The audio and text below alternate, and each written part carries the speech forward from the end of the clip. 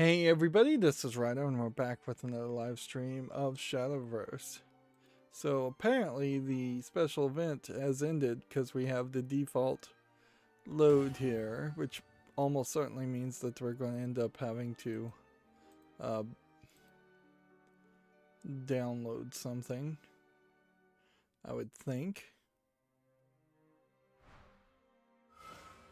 No, interesting, no download. Well, for the accountability section, I had have to take a day off yesterday, so I accomplished absolutely nothing. Didn't play any pinball, didn't schedule any videos. For some reason, Shadowverse is not wanting to be full screen. There we go. So we can then effectively run into the news today and then just end on Friday. And see, the goal this Friday in particular is to have some games left over for Monday. So we'll have to go through some games in general, but the main focus today is to just do the arena and cover the news. Let's see. We'll open one pack here on the newest expansion. I did get like 4 wins on Wednesday on the arena, so I am in the final B bracket, not the top tier bracket, but actually made it to the finals, so that might mean that I'll be awarded with something just for competing. I wouldn't be surprised if it doesn't actually give me anything unless I actually win 3 victories in the final tier. And I'm assuming it would be something like a title and a small amount of gold, maybe a card pack. I'm not expecting a lot otherwise.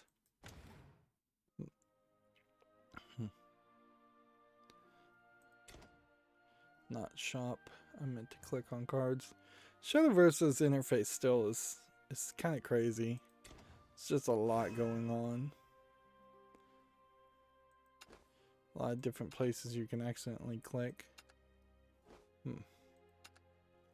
I did manage, I suppose, for accountability section to get the musician's desk that has a computer keyboard tray, and then above that is room for a piano, electric keyboard, and above that is a shelf for a monitor. And instead of having a piano keyboard, I'm putting my fight stick on it, and so that arrived and I put it together. Probably, at least for the next year or so, the best way to get any kind of finished wood products. And for what I paid for it, which was a pretty good deal for furniture, it came with some wobbly metal legs that at some point I might replace with motorized sit-stand legs, and it came with 3 pre-cut vinyled on the side, vinyl on the top, black pieces of particle board, which is basically what any tabletop is going to be, unless you pay through the nose for solid wood or glass or something like that. I had thought perhaps I would cut into one of them and have the fight stick drop down. The problem with that is you would need the pinball buttons on the side to be right in line with the edges of whatever table you cut, which would effectively mean that it'd be very, very difficult to design something to have a forward piece of wood that's not connected to the back part of a wood that's holding something that sinks down, and it works just as well sitting on top of it. So yeah, suppose if it didn't have the pinball buttons, or if I took off the pinball buttons, which are a possibility, then it wouldn't matter. But but that I want the pinball buttons to work, and I want them to be in a good feeling position. Now there is this inherent irony that I still have yet to justify in my own mind, as I'm watching other people build visual pinball, virtual pinball machines with a monitor instead of an actual pinball playfield. I should, just by default, be all about that. I should love that idea completely, because I'm already playing Pinball Arcade. I'm already playing the emulated games on a PC. But for some reason, it just doesn't feel right to me. It doesn't feel like it's worth the effort, in particular, because it's a lot of effort, a lot of money, a lot of building of stuff to get you less than halfway to a point where it actually would feel like it's in an actual pinball cabinet. And that is probably a major factor, is that you have that uncanny valley element there. If you build a box that looks like a pinball cabinet, then you put a TV in it and you try to make it feel like a pinball cabinet, it hits that uncanny valley, and it's not that anymore. It doesn't feel like that.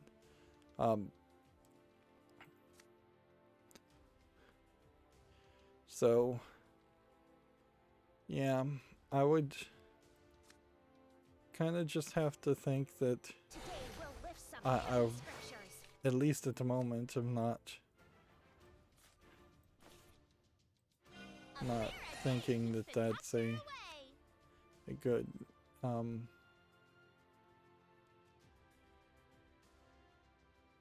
yeah, I just don't think that that's a good path to try to go down, is to build a virtual pinball cabinet.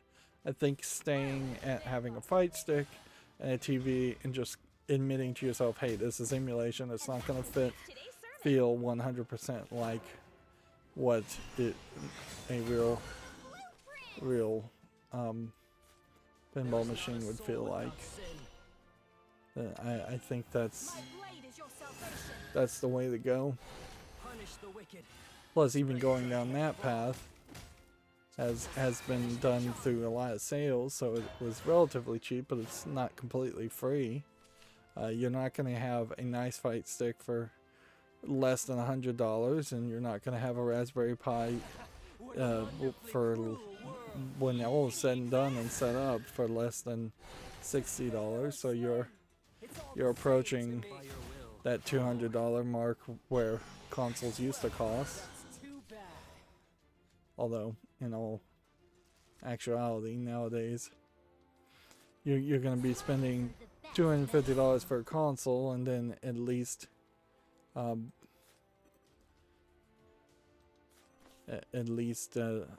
$60 for one game, and more likely $180 for at least 3 games in the first initial buy on any console. So if you were to buy a Switch, you are really somewhere closer to $430. And if you're going to build a PC, certainly you're going to probably spend at least $1,000 on the PC, and then at least, I would say, well, at least $180 on Steam or some other storefront, getting one direction or another as far as whether you want old games or new games.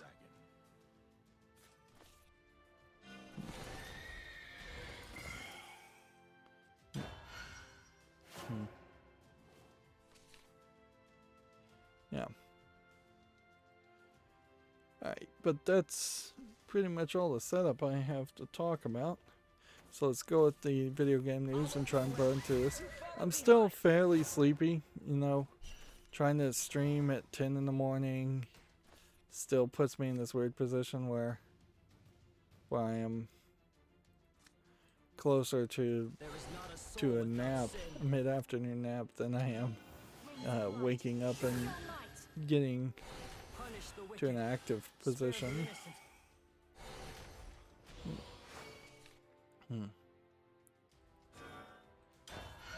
Anyways, Gemetsu has Mon Yu launching July 15th in Japan. I did briefly imagine what the scenario would be as far as making a warning screen at the beginning of these streams. I don't think we need it, really. Like, my content's not designed to be for kids. It's generally alright, but then we do talk about the adult anime games and the other kinds of adult games that come out, but we don't really show anything, so because of YouTube family-friendly guidelines. Okay, well, I suppose we do this. This is where I truly shine. And then return there. Gemetsu has it's an article. Its Take-Two has sold 1 million units, which I think that is probably a testament to just the massive drought of new games that this would sell that well so quickly. It does have a lot of platforms it's on, certainly, but it is also a cooperative only game. And arguably, it's being a story around the concept of a divorce, it seems like this is not really the time where you would want to have themes around divorce. But whatever. Thus the world. I'm gonna hit that. Farewell. I'm gonna hit that. To the zenith. For there I will rise. And then I think I've already done that. I can heal that. And then these other two are just defense restores to the leader.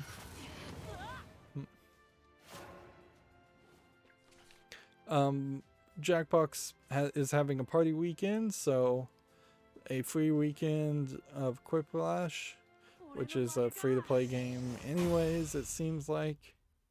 I saw this on Slick Deals that you could get Quiplash for free, and I'll just double check and put them in my wishlist, or put it in my library if it's free.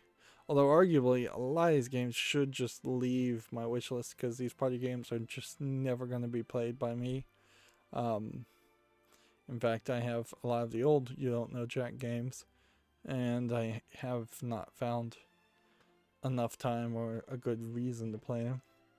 They potentially could have been a replacement for something like Shadowverse, but that would also be weird. There we go. We've got one victory. I think we want as many victories as possible. Well, the way it's labeled is 100% off, so I'll add it to my account. It was on my wish list. A lot of the You Don't Know Jack games and party games in general are good to have, just in case there ever is a party where you have to break out your PC for group games.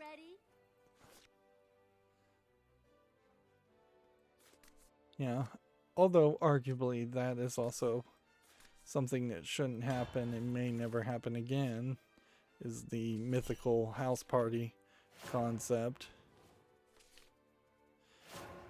Arguably, I would say that, like, in the United States in particular, NFL and maybe a little bit of basketball and maybe a little bit of baseball became such an obsessive cult-like following that if you were going to have a house party, it was around a major event like that, or it was around having kids, and then you're having family gatherings for birthdays and barbecues, things like that. But the only people that maintain the idea, hey, let's get together just because we're a group of friends to play some kind of game, would be the Dungeons and Dragons players and Magic and the Gathering type players. And they were really the only people, board game players. That was the only type of people that were getting together to play some kind of weekly, monthly, or even non-regulated game. There was a Reddit video posted where someone had put a whole lot of work setting up a D&D campaign and invited a whole bunch of people and had assumedly a whole bunch of friends that were going to show up, and they all canceled on her, which, yeah, that's just like devastating. You're in good hands. You're in good hands. There we go.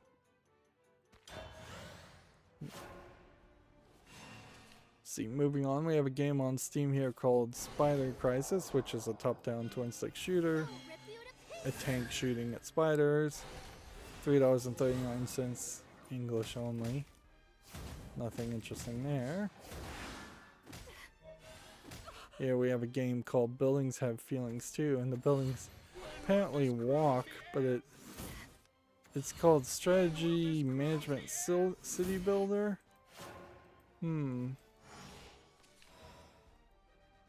Unfortunately, it's mixed.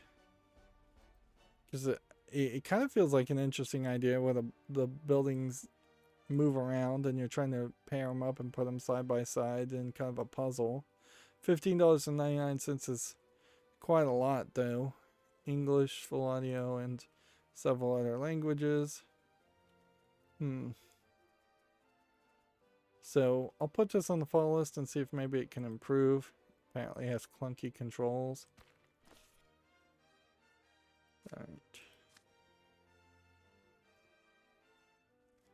Let's play this first. Guide you. Play this next. And then end the turn.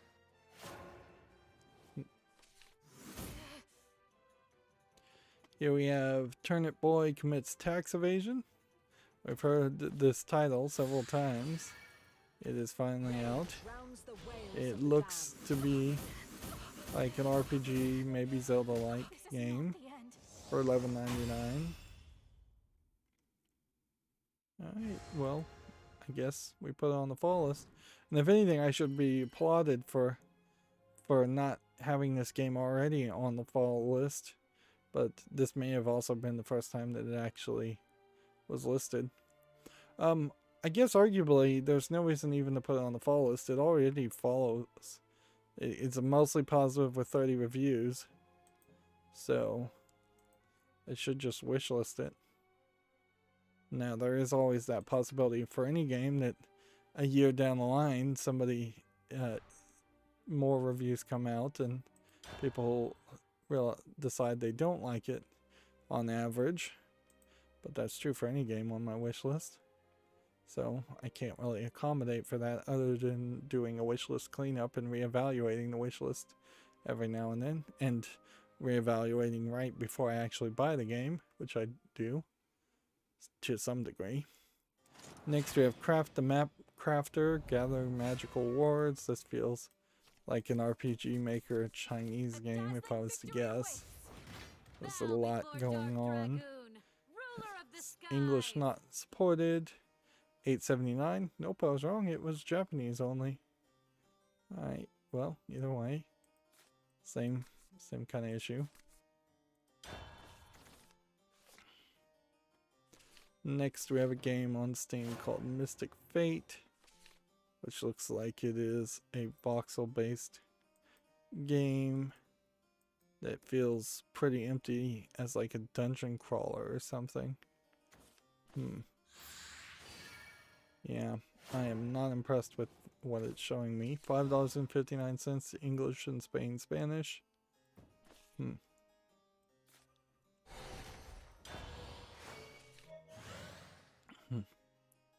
Next, we have a game on Steam called Boomerang,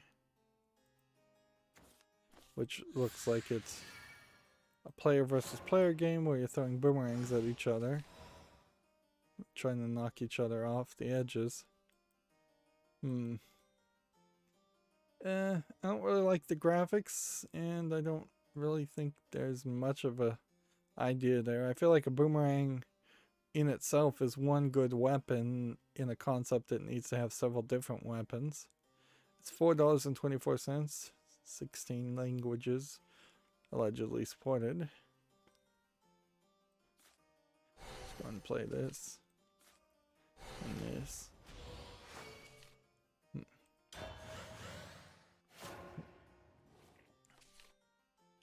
Next, we have a game on Steam, MotoGP 2021, which, like, as much as I like the graphics here enough to make me want to put this on the follow list, we can see it's already 67% positive with 58 reviews.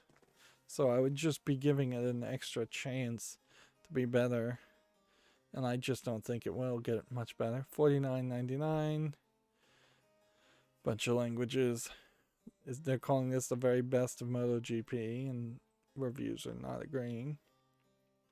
Also, more than likely, I would not have a great reason to play a MotoGP game anyways. Here's that game, We Are the Caretakers, where it's the weird looking, like godlike characters with the weird looking animals. But it's just a different visual style with a very bland turn-based combat. It's early access for $15.99 English full audio. I'll give it a chance since it's early access, but I don't know why I should be giving things chances because they're early access, but I will. Back straight, eyes forward. Let's see.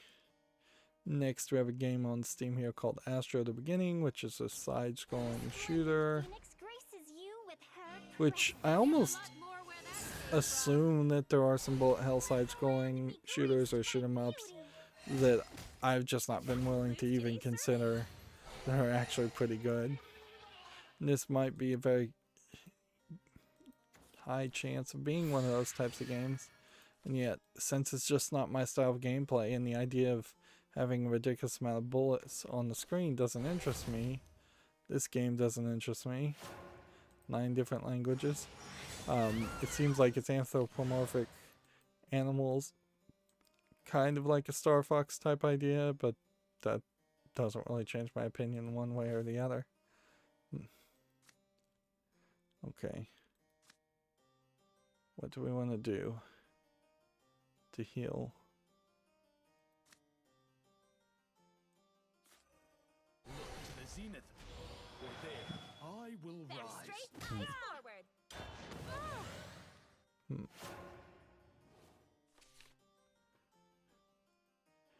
see. TechRaptor has details for Magic's next secret layers revealed, including all text lands, which this is another one of those weird art styles that would never actually match in a deck. This is crazy. The idea of an all text card with no art at all for just your basic mountain, island, forest, swamp, and plains. Like that, how could you even...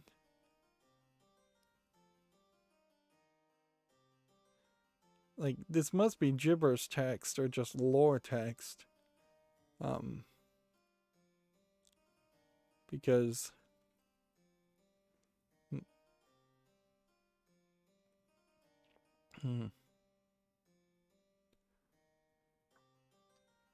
Yeah, it says, it's just text describing the card and its future functions in pedantic detail. The card is so absurd that official MTG account had to clarify that they were real cards that would be on sale.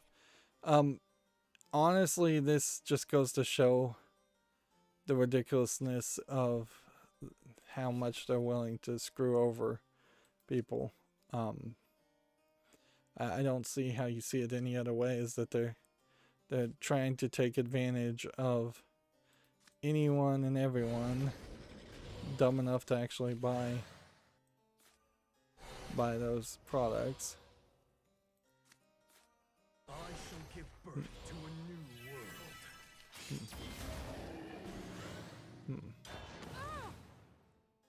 world. And then they don't have to really do anywhere as much work writing ridiculous text. Like, at least this artwork is some form of art, and these secret layers are effectively getting close to being what NFTs are. If NFTs had existed before the fact, before secret layers started, they would be NFTs. But yeah, every time I see a new secret layer, and knowing my own experience with Magic the Gathering and Hasbro, like, I have just less and less desire to ever give them business at all. And I really shouldn't even bother to talk about them, because the connection to video games is small, to say the least.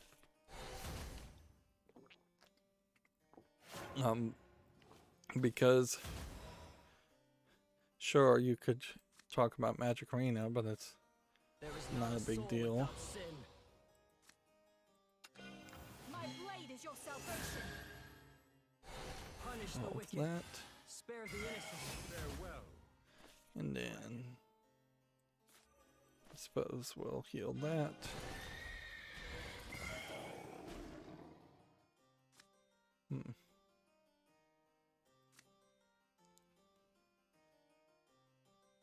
Then I suppose we'll do that.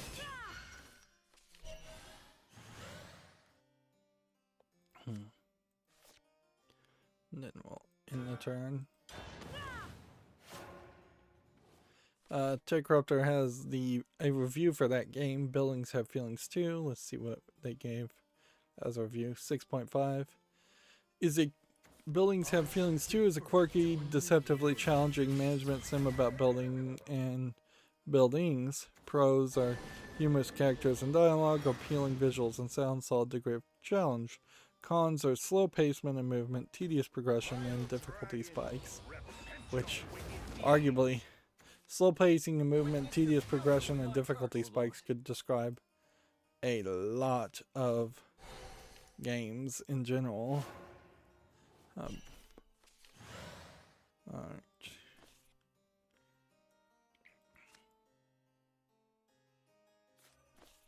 Destroy this. The world cycles on. And then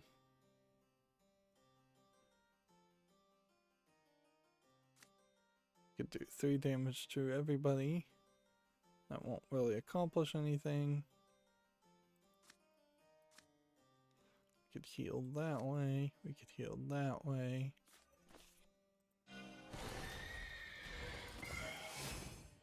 I think that probably is the easiest way to heal.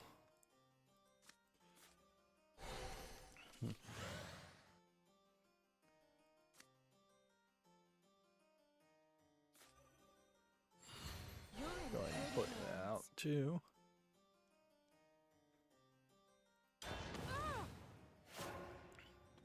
TechRuptor also has a review for Turnip Boy Commits Tax Evasion, which they give a 6.52 also. Interesting how the Steam reviews are different, far off difference in my opinion. Is certainly not bad and has some genuine charm, but the incessant need to add jokes to everything leaves the experience feeling a little taxing. So comedy's a hard thing to get right, certainly, and maybe it didn't work for this reviewer and would work for others. Pros are generally quite charming, some funny jokes that get tiring. Looks and sounds nice. It's a little formulaic. Like their recaps have gotten less useful, I would say too. Let's see.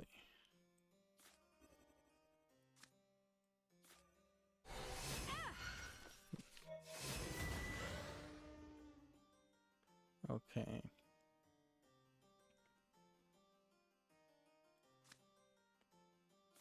Hit that. Smiles are the best medicine. And hit that.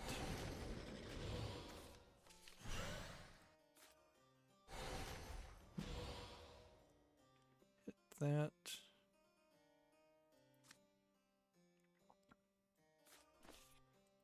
A fair a day keeps the doctor away.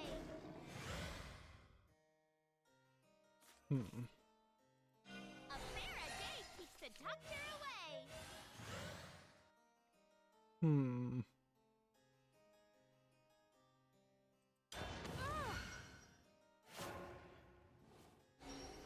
I shall give birth to a new world.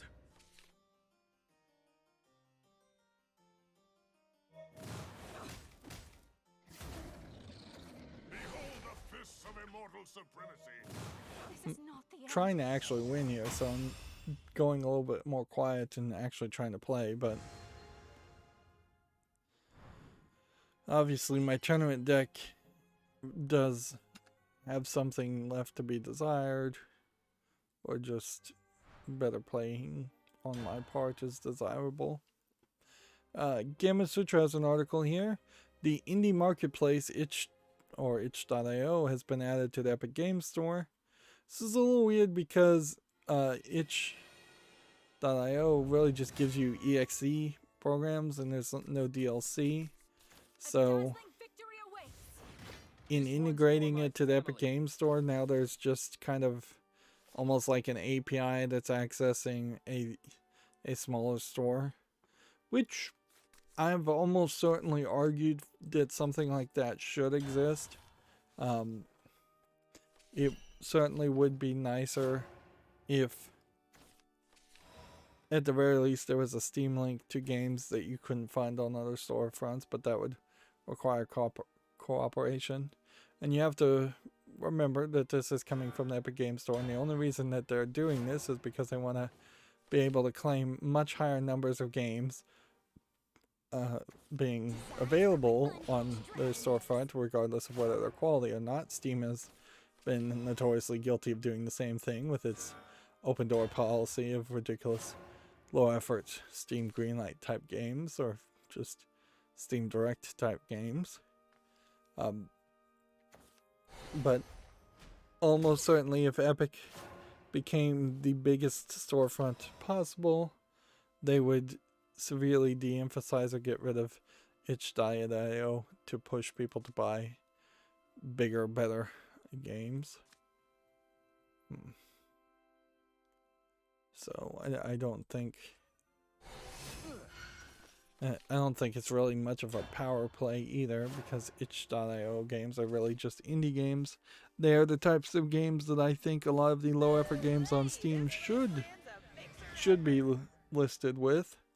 So if anything, it would be very nice if Steam came out with its own indie section or small game section and curated things differently, and put all the Steam Direct games hidden behind some checkbox that says don't show me any Steam Direct games, although that really wouldn't work. And in all fairness, unless you're doing the crazy thing I'm doing, which is looking at every single game that comes out on Steam, you're not going to see the small Steam Direct garbage games anyways. So my issue is an issue of my own making. But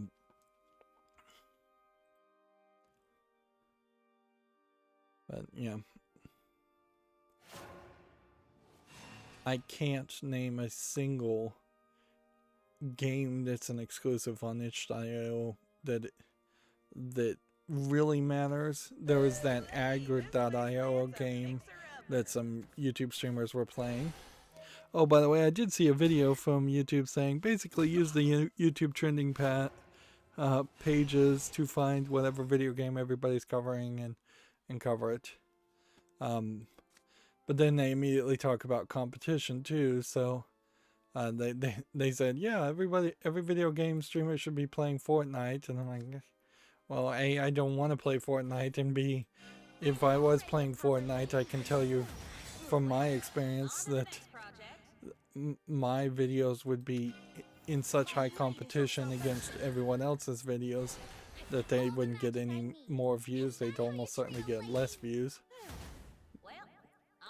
And I have no desire to turn a YouTube channel, my YouTube channel, into a job where I'm chasing trends and just trying to get views from people that A, don't really care about my content and don't really care about me as a creator, and will leave me as soon as I miss a trend, or as soon as a new trend happens and somebody else's is more interesting to watch. Punish the wicked. Let judgment fall. Finish the job. And the video also talked about the idea of evolving your content, and yeah, that's not really how YouTube is designed. Like, if you're evolving your content on YouTube extremely, you have to basically change your name and start all over again. Because the second you make any changes, and I've heard this from so many different YouTubers, is the second they want to do something else and they try to even slowly boil the frog and evolve their content, they get ridiculous amounts of pushback and they lose views like crazy.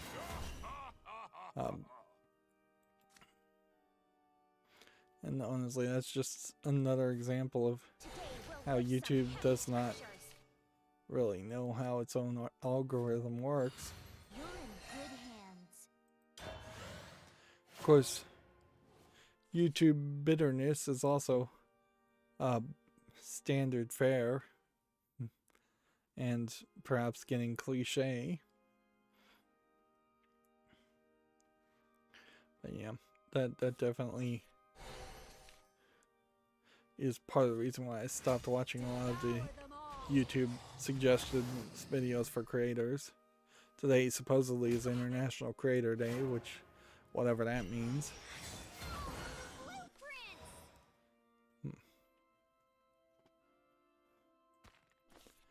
Okay, can we do 4 damage? Or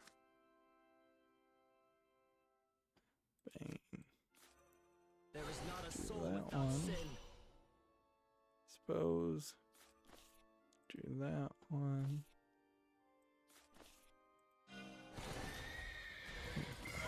Faster, holier. Do that A one. fair a day keeps the doctor away. Back straight, Attack there. forward. Gamma Citra has an article here. The departing GameStop CEO is going to land 179 million exit on thanks to the recent stock saga. Which, yeah, that totally makes sense. Almost certainly, that to be a CEO of a business, you have to hold a certain amount of stock and you're not allowed to sell it. You probably have to get board approval or shareholder approval to give away or sell stock. A lot of these CEOs and people in charge usually, or the board in general, usually have to hold close to a majority share of stock, I would guess.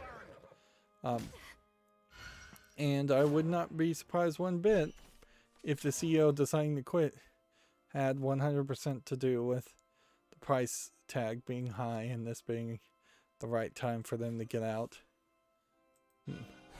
Plus, he has the beautiful scenario of being able to say he, in part, helped the shares of GameStop go extremely high, and he can take credit for a bunch of Wall Street bettors on Reddit. Gamma Sutra has CD Projekt has over 303 million in profit and 137 millions of Cyberpunk 2077 sold in 2022. I mean 2020. I'm jumping a few years ahead.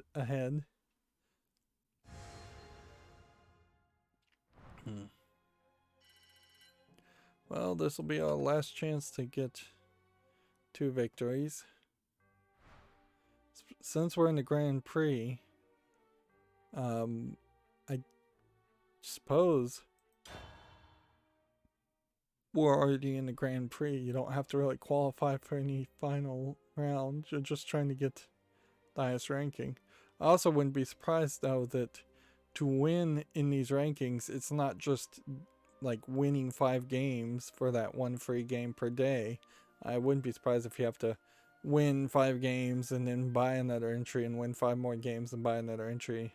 And it's just a maximum number of overall wins you get to move up the rank.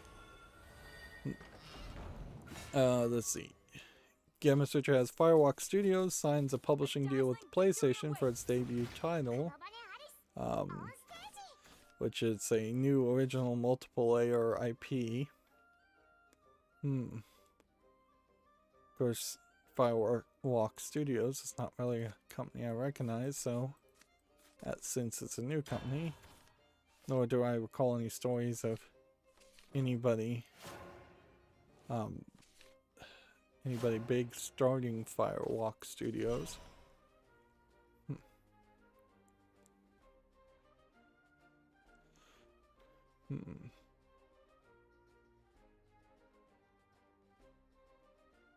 See, Gamma Sutra's promoting GDC, Explore the World of Black Games. University of Miami Knight Chair Lindsay Grace has a talk you shouldn't miss.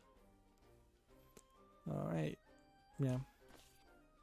I really have to question, though, college professors in general talking about video games with any credibility. Like, I imagine there's less than 3 people who actively worked more than 3 years in the video game industry that now also have college professor jobs, or now just have college professor jobs. And while I would enjoy, if I was a game developer, like listening to Shigeru Miyamoto, creator of Mario, talk about video game development, if somebody from Atari who programmed E.T. was talking about video game development, there's limited value in that information. It might be useful just generically as historical information, but I couldn't really heed those words as coming from someone who really knows how the industry works. There definitely are some people that probably would be well to be sent off to pasture, as it were, and be college professors, and they could teach some basics. Like the guy in charge of Double Fine, I think is someone who would be good to be a college professor and teach about how Double Fine is run or was run. The creators of Myst probably should be put off to pasture. The creator of the God games and the Fable games, he would be best sent off to pasture to be a university professor. I could think that there's probably a decent number of Japanese employees that are very old. They could be sent to like University of Tokyo, University of Kyoto, and teach about video game design.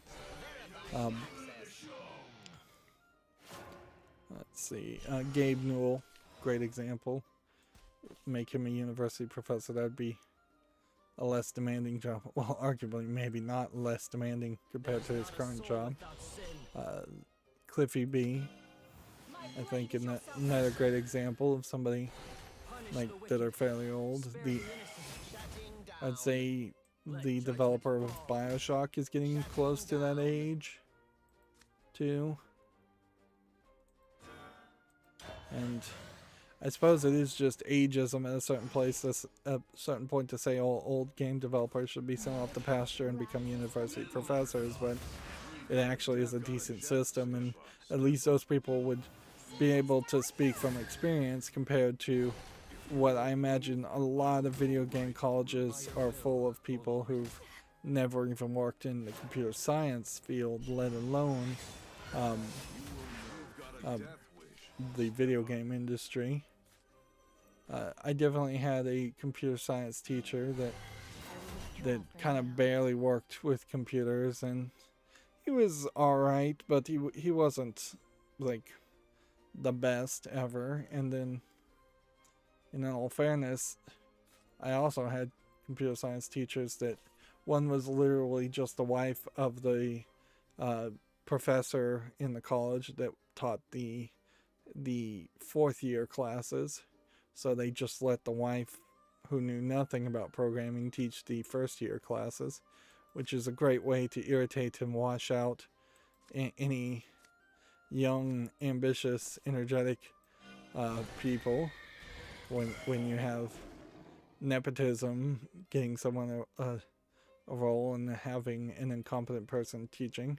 I also had a teacher in one classroom who literally knew nothing about computers and literally just made us go through a online study guide book, and proudly boasted that of the 30 students, 28 of them were pretty much going to fail, and he was just going to give them passing grades regardless.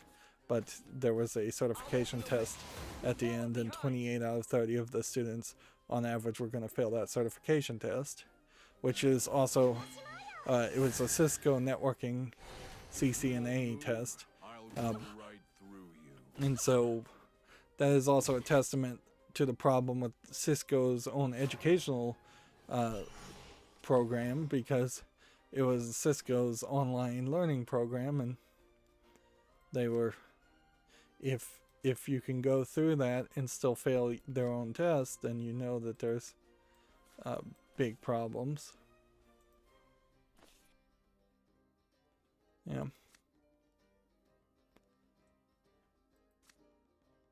Need to be able to do that. If I do that, that's nothing. If I do that, that's something, I suppose.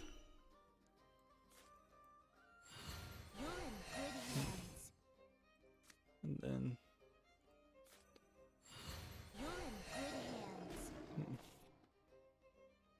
don't want to evolve anymore.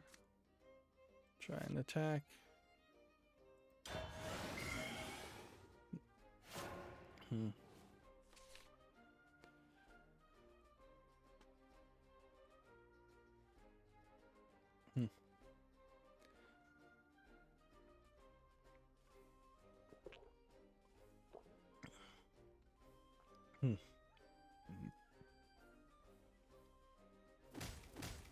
You've got a death wish. Step up.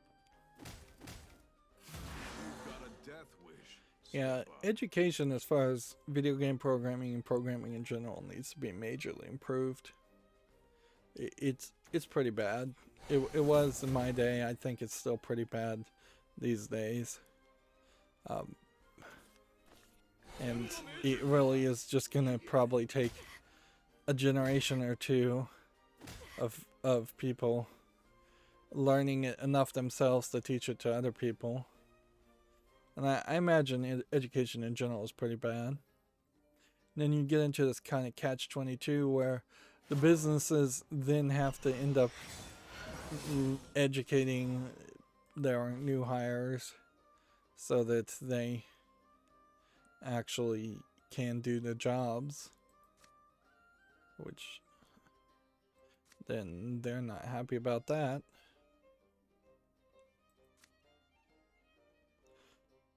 I think I'm doomed regardless.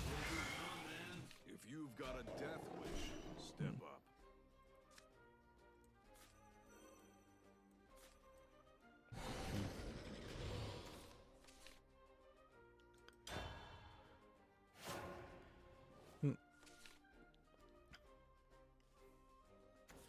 Moving on, let's see, Kama Sutra. Sorry, I'm still trying to win and I'm gonna lose. There we go. Well, so much for that arena run. Supergiant Game Hades has been named Game of the Year at the 24th DICE Awards. I guess this is for 2020. Let's see. Outstanding Achievement in Animation, Last of Us Part 2. Ghost of Tsushima for Outstanding Achievement in Art Direction. Outstanding Achievement in Original Music Composition, Ghost of Tsushima. Outstanding Technical Achievement, Dreams from Media Molecule. I've totally forgotten that game even existed. Outstanding Achievement for Independent Games is Hades. Immersive Reality Technical Achievement is Half-Life Alyx for Valve. Wow, that came out in 2020? It's been a year or two. Mobile Game of the Year is Legends of Runeterra. Never heard of it. Online game Fall Guys Ultimate Knockout. Pretty much forgotten about that. And Immersive Reality Game of the Year is Half-Life Alyx. So I don't know how that specifically makes it Game of the Year. I guess maybe the overall Game of the Year. Now, does DICE have any credibility? I don't know. A lot of these Game Award shows don't seem to really matter. Alright, well, I got one reward, so let's see what that reward is going to be. It's probably not much. Card pack's actually pretty good. The remaining rounds too. So let me see here. If I was to hit enter, I'd have to use a ticket. And is it worth it to use a ticket now and be in the grand finale? Or sit on these tickets and wait for them later? Considering how these arena tickets really don't do anything else.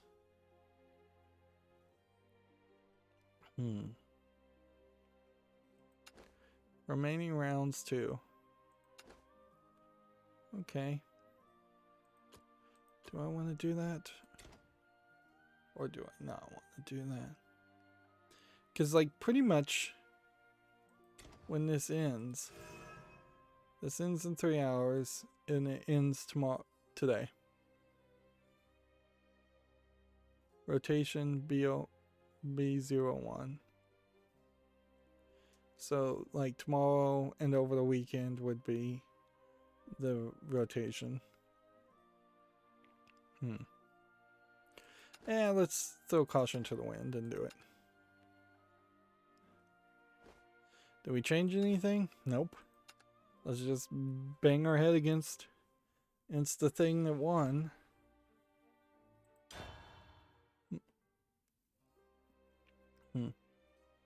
Let's see. Game & Switcher has an article here. EA is bringing Battlefield franchise to mobile platforms for the first time. A mobile version of the shooter is being developed by Industrial Toys, who's working closely with the DICE team. I can't imagine any first-person shooter that was like a AAA first-person shooter game would actually be interesting to play on a cell phone. See, Gematsu has 505 Games. It's going to publish a game called Rogue Spirit. We may have already talked about this. Yeah, this is the one where you take possession of people and run around in a roguelike type game in Japanese villages fighting each other. So it's kind of like a dungeon, but it's more open air village instead of your traditional dungeon appearance. Let's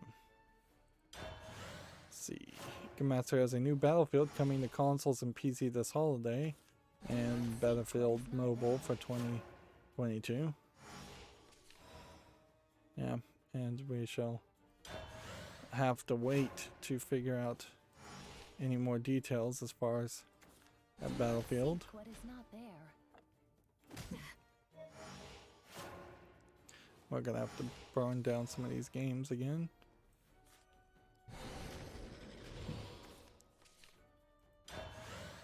Here we have a game on Steam called Lacunia. Lacuna Prologue, which obviously is a demo. Looks like it's a pixel graphics point and click adventure game, if I was to guess. It's free Will save you all. and several languages. Let's just go to the main game though. Let's see, this is May 20th. So I might as well just, if I'm going to put anything on the fall list, I'll just put that on the fall list. Although arguably, it may not be worth it to even do that.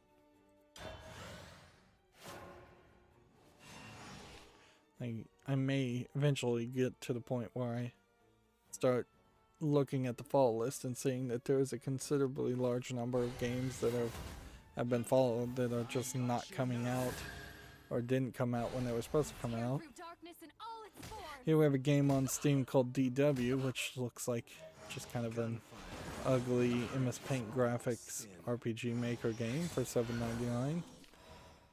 English only. Alright.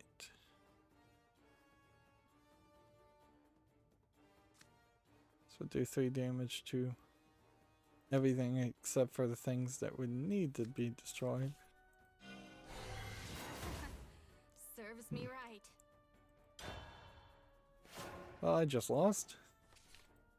I'm gonna quickly regret spinning that ticket. This is not the end. Here we have a game on Steam called Hop Legs, which is a box with 4 buttons to push out legs to get it from one position to the other. So it's a slight variant on the idea of doing something like Getting Over It with Benet Foddy. Still, I feel like this is pretty much just a frustration game. Seems like it has some anti-gravity physics also. I couldn't imagine really wanting to play this. $16.19, which is a ridiculously high cost. Third-party EULA, English, allegedly full audio with several other languages. And apparently it has an editor too, which also I'm not going to be interested in. And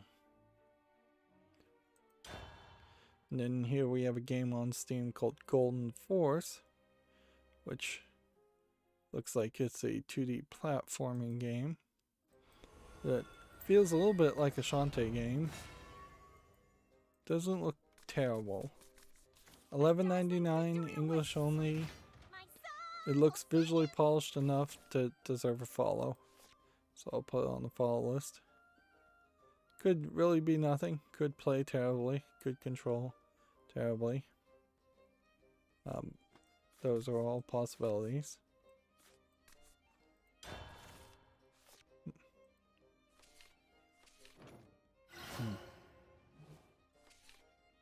I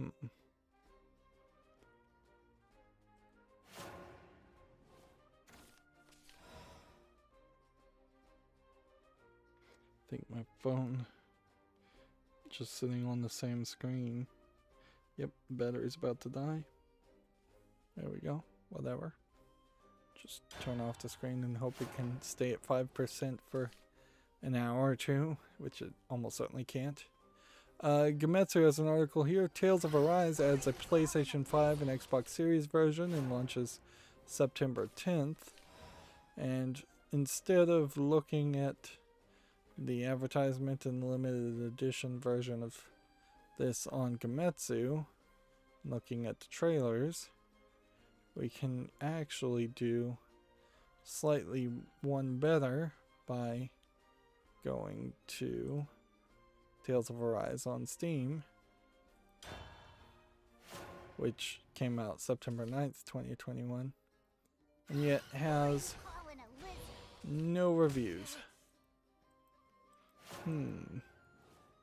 This looks far too visually polished to have no reviews. Oh, September 9th. I misread that. So it's not out yet. 4 months from now. I thought it said April 9th. Okay, well that explains why it has no reviews. We can put that on the fall list. Once again. Very much early, but whatever.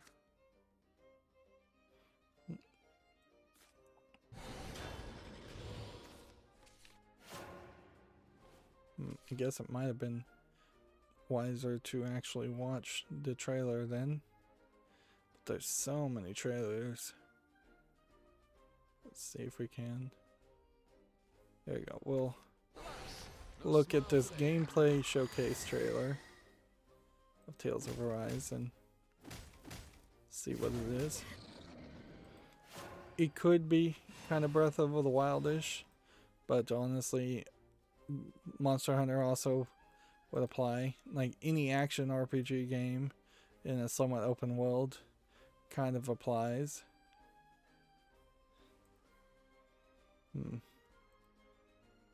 Yeah. There might very well be an argument that playing Tales of Arise, it doesn't make as much sense as playing some of the other games that have existed.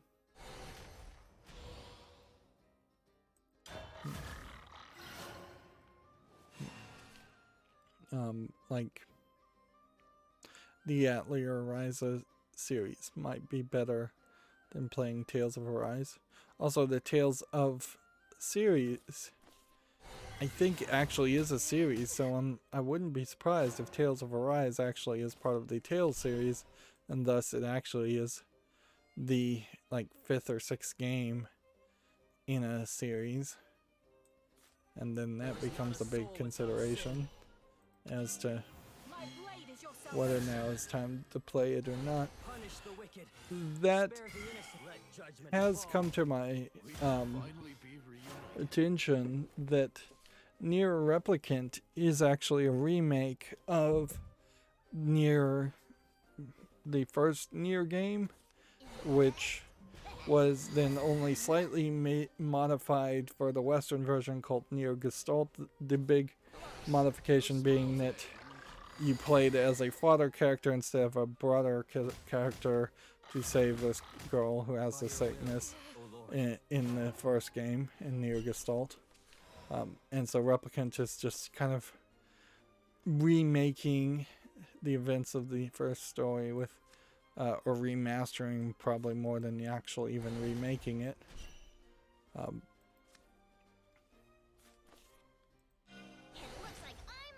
So there is some room, I suppose, for playing that game first and then going back and playing Nier Automata, which I guess that would work out very nicely for me as someone who hasn't played Nier Automata and wanted to. The zenith. For there I will rise.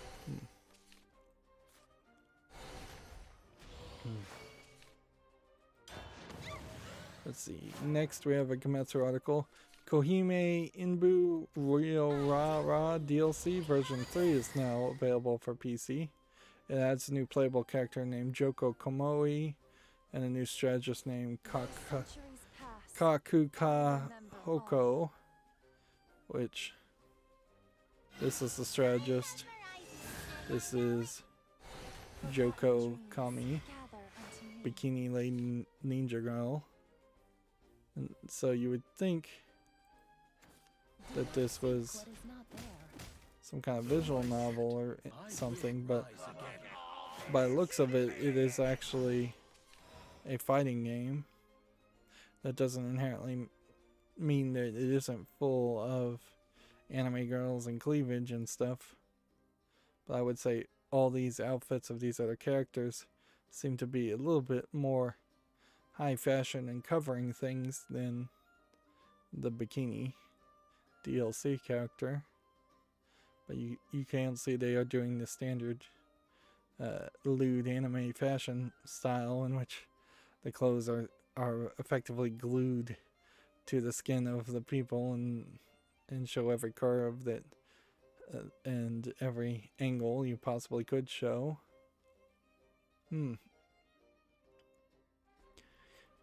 There is, I suppose, a question there as far as whether that would be YouTube family friendly or not.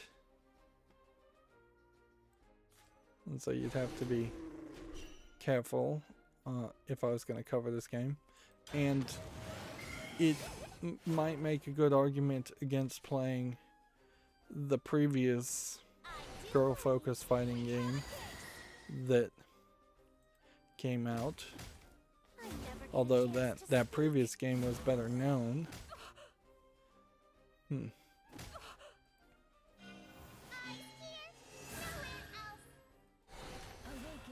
for the end is near.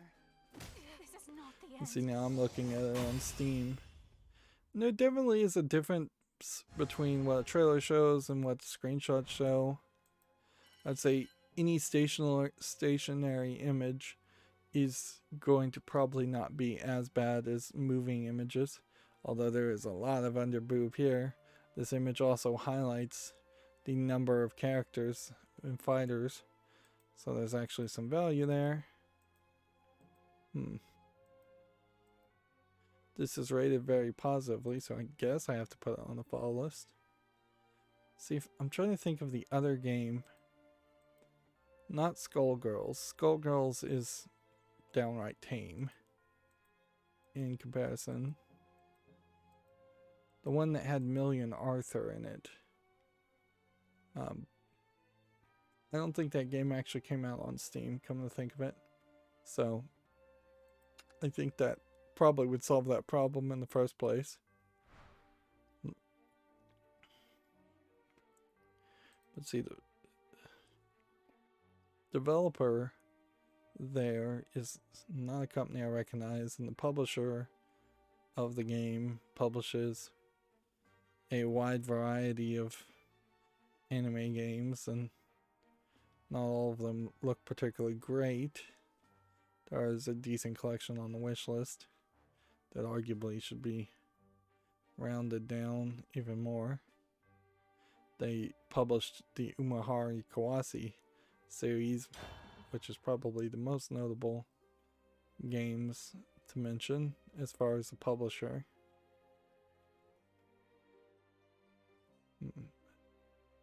They published the RPG Maker game Skyborn that was pretty well reviewed, but I couldn't get into it.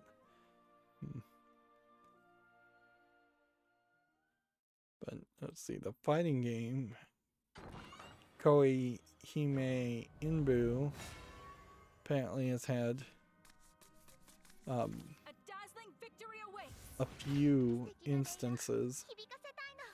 There's a version 1, and then there's a version 3. I'm not seeing anything between that. And no, there's a Koihime. Gotta read it right. It's Koihime Inbu Ryo Ra Ra. Came out in 2018, and that's on my follow list. But then it jumps from Ryo Ra Ra to Ryo Ra Ra version 3 as DLC. But seemingly there is no version 2 DLC.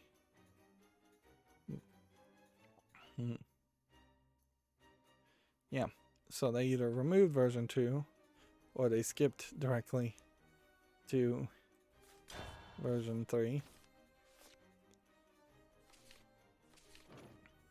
But every version they have to show off is rated very positively. Not a lot of reviews though.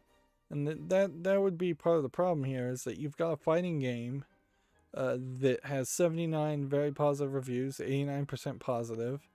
79 reviews, 89% of which are positive. And that's just not enough reviews. It's enough reviews potentially for me if I was just going to go through fighting games and show off some weirder fighting games for my own entertainment purposes. But it's not really enough to be informative. I can't really tell people go out and play this game because this game is not obviously well received enough. It might fight particularly well, it might fight particularly badly, but for my own channel to dip my toe into fighting games, it makes way more sense to play Street Fighter 5 or whatever the newest Street Fighter is, or whatever the newest well,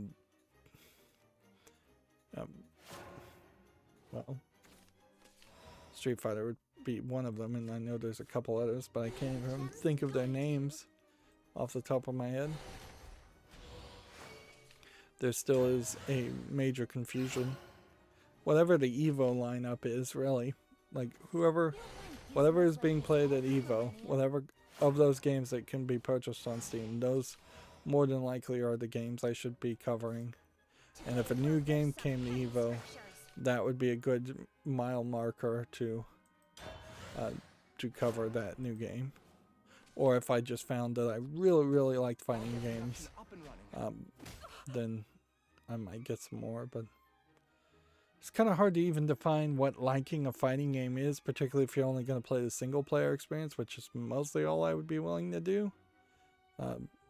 Like, if there's a story mode and you can actually get to the ending on the story mode, whether on medium or easy, in my case, that might be alright. I might try to get to the ending for each character if there's different story modes for each character, or story reveals. That's what Mortal Kombat had, but also Mortal Kombat has added so many characters that that's kind of ridiculous to try and pull off now. Anyways, moving on, the Rift Breaker launches this fall for the PS5, Xbox Series PC, and later for the PS4 and Xbox One. Let's see, it seems like it's tagged as an RPG game. So you seemed like there was a bikini girl controlling the mech, but the actuality you're going to be just playing in the mech. This might not be too far away from some of those solo missions in StarCraft, because they were going to make this whole StarCraft Ghost game, and you were going to control one sniper, one elite assassin sniper character. It's kind of like a walking tower defense game, but I wouldn't brand it that way, certainly. There might be something to this. It might put in a lot more action than you normally expect from a real-time strategy looking game. But it also might get crazy with just a lot of grinding, or a lot of shooting, a lot of enemies. See, a game called Just Die Already launches May 20th for the PC, PS4, Switch, and Xbox One. It's an old people mayhem sandbox simulator, which I think we may have already seen something like this. No. Yeah, this seems to be a little too trolly and a little too ridiculous. And frankly, a little too just kind of hate-filled. But also, more than that, it really just doesn't seem like there's a clear gameplay mechanic here. So they seem to be just trying to sell on controversy and nothing else. Okay.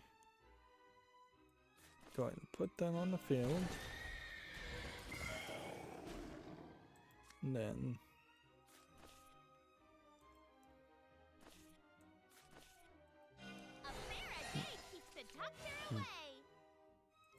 play that, I guess.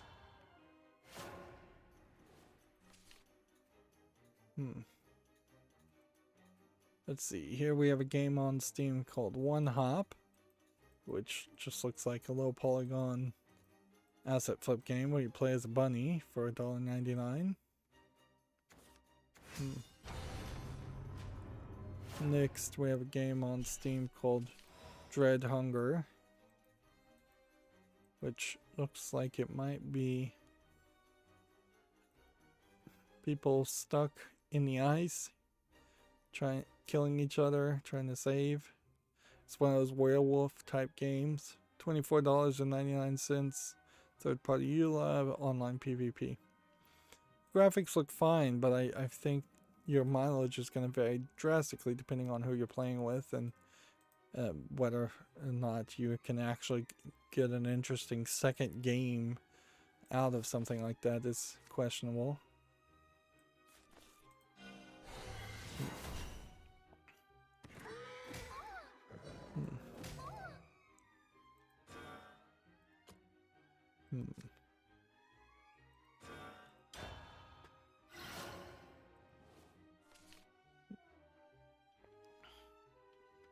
Here we have a game on Steam called Dungeon Gravestone, which looks like it's just a pixely dungeon crawler for $19.99, English, Polish, and Japanese.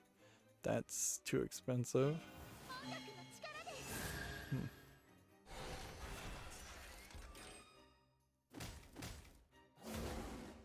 Well,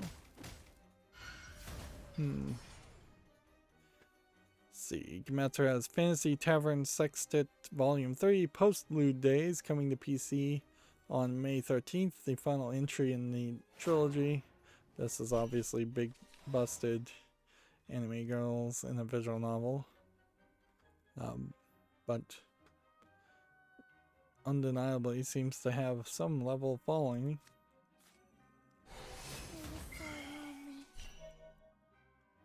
Okay.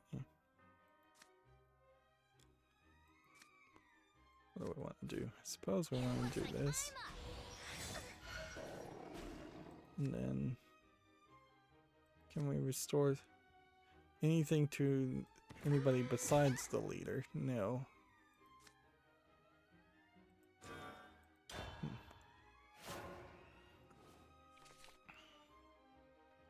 See, Monster Hunter Rise and Monster Hunter Stories 2 Wings of Ruin has a digital event set for April 27th. Which it's now available for Switch and due out for PC in early 2002. So long as there is light.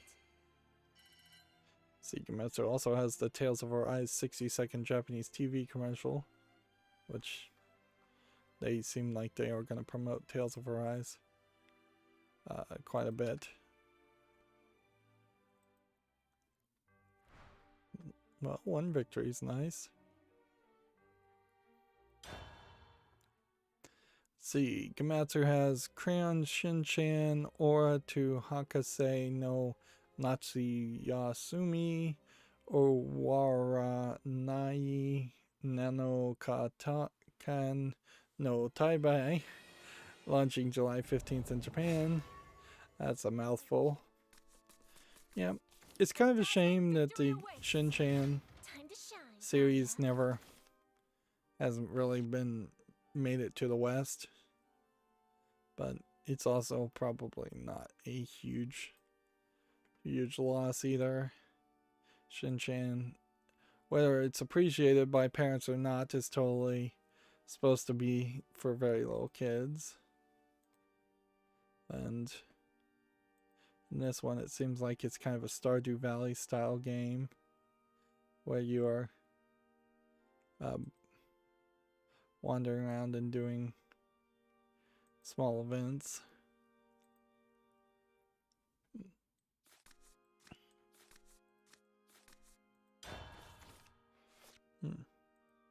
I would gladly trade any Crayon Shinchan game that might come to the West for a Detective Conan game instead. Those, I think, are better quality.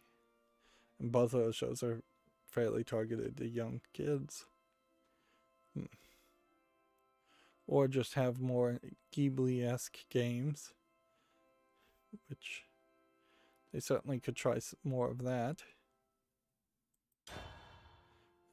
Here we have Monster Hunter Stories 2 Rings of Ruin, which just definitely feels more like a Breath of the Wild art style and very much more colorful than the monsters we've seen in the previous Monster Hunter games for the last couple years.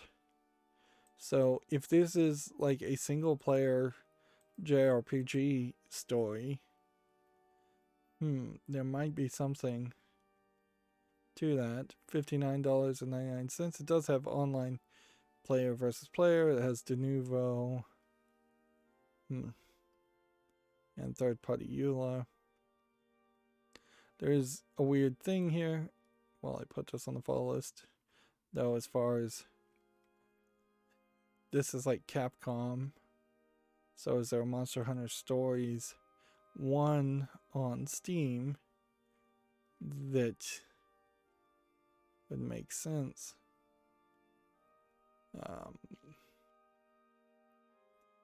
Feel like I would have seen a Monster Hunter Stories game. Here's Monster Hunter World from 2018.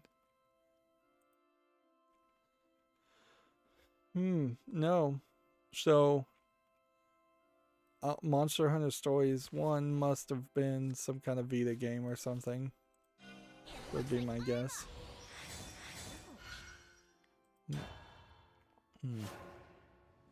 This is interesting. Once again, we have a video here that's was YouTubed and now it's been age restricted. We're seeing that happen more and more with YouTube. It's weird that on Steam though that they're listing YouTube videos anyways. But yeah, YouTube is really wrecking anything that's not made for kids. As far as whether you can watch it embedded or not, and they're just kind of wrecking embedded videos in general. Inevitably, that's because they're trying to track people more. Moving on, Gametsu, the laid-back camp, Have a Nice Day, launches September 30th in Japan. This is the more kind of visual novel game compared to the VR ones we'd seen before. That also probably were visual novel games, but more for VR too. Here we have a game on Steam, Super Cannon, which looks like nothing, for $5.09. Yeah, and I'm in a weird position today where I think it's kind of pointless for me to even come at a pretense that I'll try and play some pinball after the stream today. Like, I might, certainly, but there's also a decent chance I'll just take a nap and then maybe late into the evening, early into the morning of Saturday, I'll get back to playing pinball. Next, we have a game on Steam here called Cognition Method Initiation, which looks like some pretty visuals as far as locations, but I'm not sure there's a real game here or if this is just a walking simulator. Well, it's free to play. It doesn't require VR. It's English full audio. That's a decent offering, so I think it deserves a follow. Like, this may not really be anything. They're calling it a first-person puzzle game combining gameplay mechanics of altering gravity in a surreal, otherworldly setting.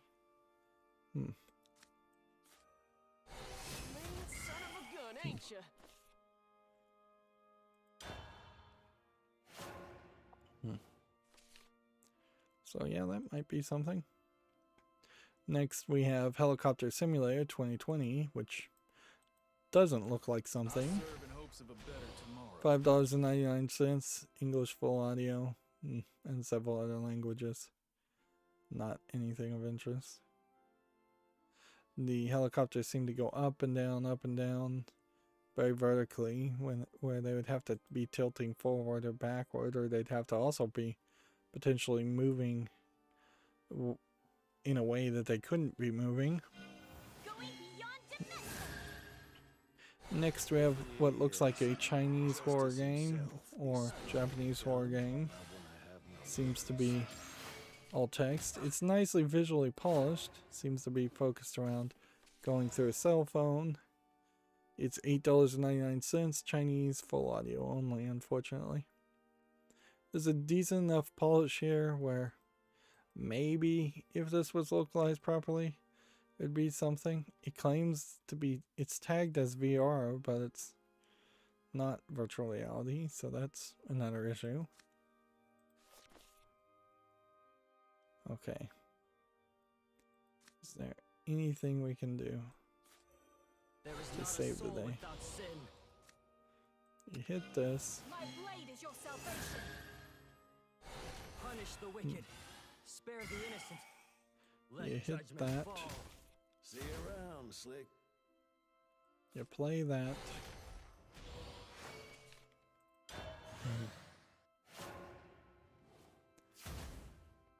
See, next we have a game on Steam called Streamer Dance Floor, which seems to be an asset flip. Just,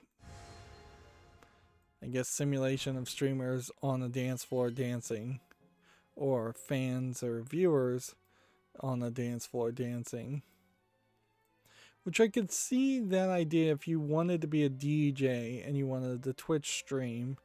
And see, this guy, obviously he's got his own Twitch streaming link here. That kind of almost makes sense, but it doesn't really make sense. Because streaming on Twitch may let you rip off and violate copyright a little bit, but not enough that you could actually have like a dance floor going on. And if the viewers aren't actually dancing and they're just watching their avatars dance out of sync with the music and not in any regular pattern, it seems kind of pointless in general. Dancing in general doesn't make a lot of sense unless you are actually trying to meet up and bump and grind with actual other humans. Sure, I imagine there is a small percentage of people that just want to dance for their own enjoyment and their own exercise, but yeah, it doesn't make sense in any world. I would also heavily suspect that many DJs out there have just a collection of stolen FLAC files or MP3s and don't really even have the proper licenses to broadcast music, but nobody's going to catch them. Nobody's going to call them on it. Particularly if you're a DJ that's just doing an event like a wedding or something. Like, nobody's going to call them on it, and nobody's going to investigate it. Which I'm perfectly fine with, because last thing I care to see happen is more money go into the greedy hands of music production companies.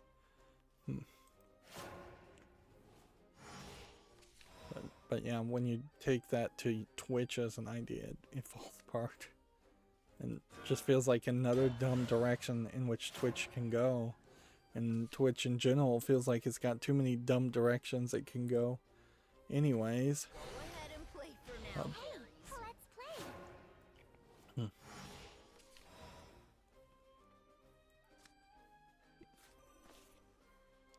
I guess go ahead and hit that. Let's see, next we have a game on Steam called the Corpsman, more Corpsman. I think that's Corpsman, is how you pronounce that. Seems like it's a card-based RPG where you create chimera type characters and merge parts onto the characters. But if you're merging parts onto the characters, I don't know how you're actually creating a card that works with that. Maybe you don't. Maybe this part really doesn't have much to do with this part. It might have an idea. $17.99 single player.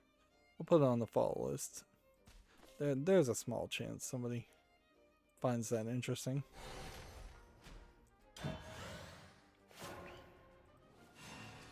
See, next we have a game on Steam called Chicken Man, which it seems like it's just a visual mess in every single screenshot.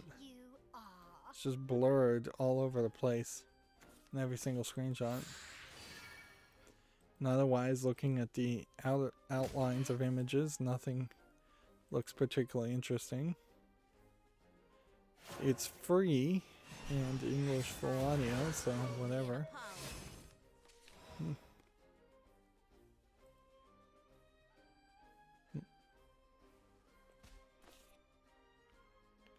Let's see. Go ahead and kill that.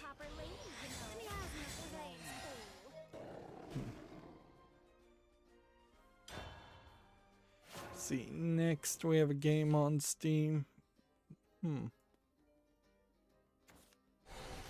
Oh, have I not been doing any of the screenshots? Ooh. Nope, I never took it out of solo mode from a couple days ago, so I haven't been doing any of the web peaks today. You've just been watching me play. Alright, well, I guess we'll continue down that path, and now I'll know that when I'm pointing the mouse, you won't see that, because I don't believe there's any way for me to switch the scene collection over.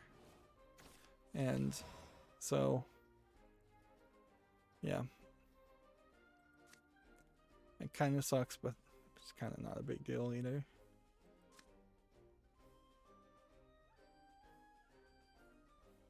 Let's go ahead and kill this.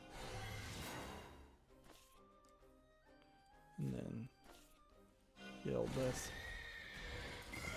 Alright, well, next we have a game on Steam called Fate of Dynasty, which looks like it is a voxel-y game, but it's not showing any characters and it's not showing any gameplay.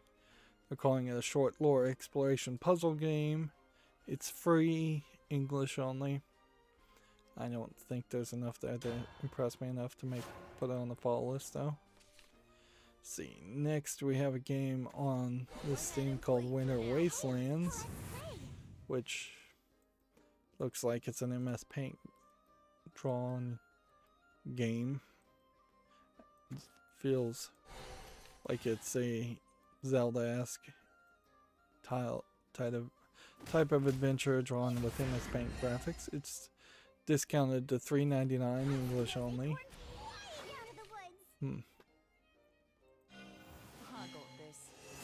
Let's see. Next we have a game on Steam called Astral Cube, which looks like nothing. It's just like a rocket ship and a cube merged together, flying around other generic 3D objects. It's $1.99 in English, allegedly full audio. Like,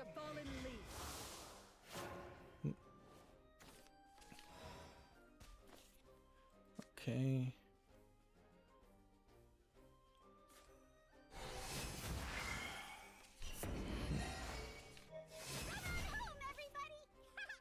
Okay.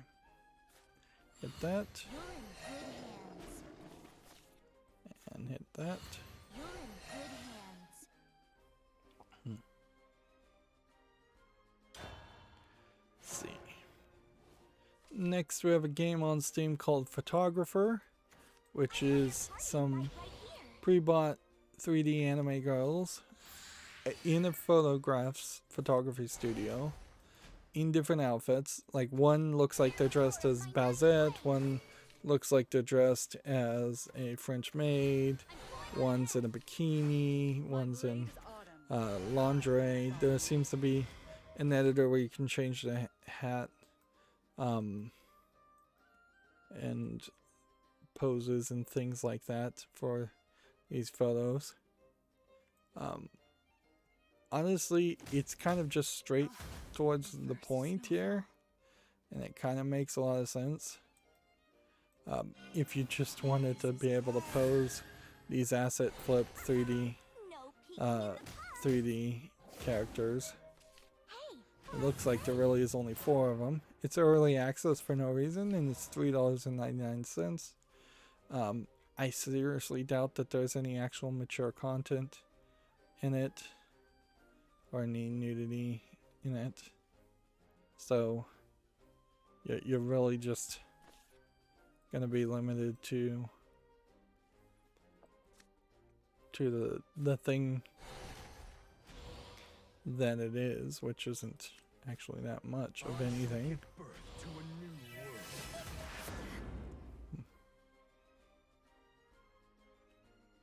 I don't know what keeps damaging me by one.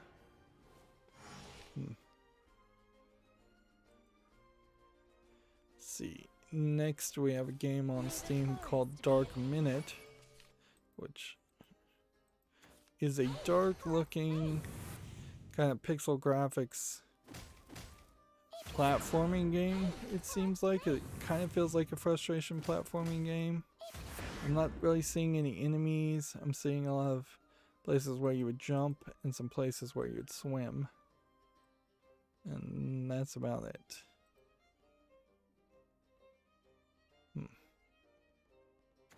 Hear the roar of my 9 flames. Yeah, it's early access for $8.99. English, Polish, French, Portuguese, and Italian. Here goes. And Japanese, Korean, and Russian, and Chinese. Flames of the 9 tails. Cycles on. Trying very hard to win here. Can I do something to win?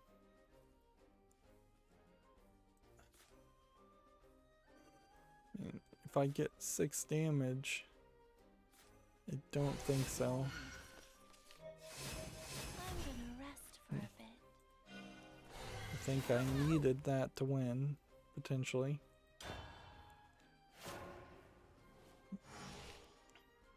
Yeah, watching the video of Dark Minute Kira's adventure pretty much guarantees that there's nothing there to play. Next we have a game called Dark Frame, which is kind of the exact same game with just slightly worse graphics. Dark in a lot of places, platforming, no enemies. It's 59 cents, English and Russian, full audio, with several other languages. Also supported allegedly.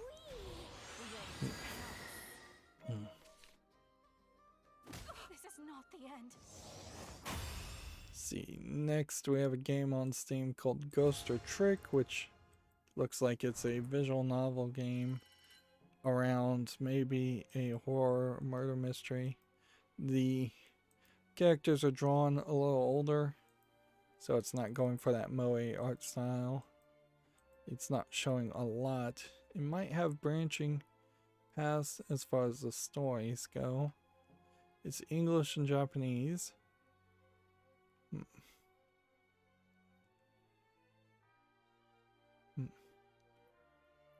Yeah, it does seem to branch out. And arguably, that is the type of visual novel that might have been better received than 999 or Virtue's Last Reward, in that they also had branching paths, but they had a ridiculously large amount of dialogue, which became issues. See, next game, I'll put that one on. Ghost or Trick, I'll put on the wish list. So was it worth it to use a ticket? Maybe. I mean, packs are worth 100 gold. Are tickets really worth 100 gold? Or are they worth 150 gold? I think they're kind of worth 150 gold. So, what are we still trying to get here? Is ranked matches. One with Swordcraft.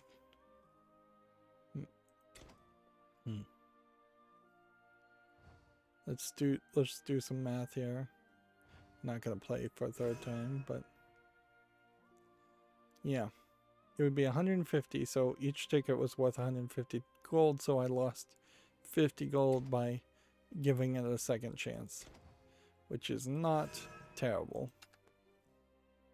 Not really. And then we're looking for a Swordcraft rank victory. Let's see. Komatsu has an article here. A side-scrolling platformer WICE, W-I-C-C-E, is coming to Switch this May. It looks like a dark-looking game. I'm not sure exactly what kind of game it is. Enhance. Fire. Oh, it's a platformer hack and slash game with a purple-haired wizard. It might not be pronounced Weesey. It might be pronounced Weiss, as in Vice, with a W. That would make a little bit more sense. But then the pixel version of the purple-haired witch character is different than the zoomed out thing. I actually do have Weiss, or WICCE, on my wish list. It came out in 2016 on Steam. Yeah.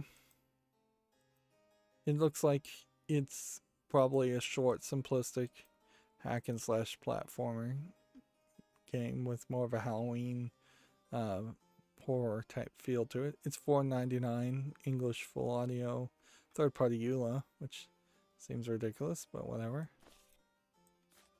This town eats good folk for breakfast. It's from a developer called Alpha Rats with a Z, which I'll get production up and running. has like one other game called Nevaeh, Nevaeh, and Documentary has a different game. Let's see what Nevaeh is. It's on the fall list, and it came out on September 17th of 2020, and it has 12 mostly positive reviews. So I have seen it before. It's just waiting in that hold position. Those centuries pass. I remember all. Let's see. A game called Judgment, we've heard about that, has a countdown website teasing a May 7th announcement, which I guess means maybe they're getting closer to releasing that.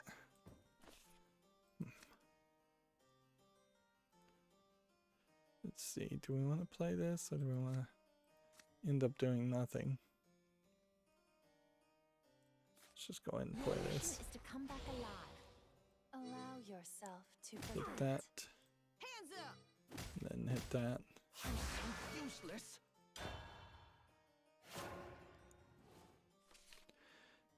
Let's see. A French retailer called Cultura, Cultura, has listed Arcana Heart 3 Love Max 6 stars for the PS4 and Switch, which that's a new one for me as far as a French retailer potentially leaking a release announcement. Do we want to wait?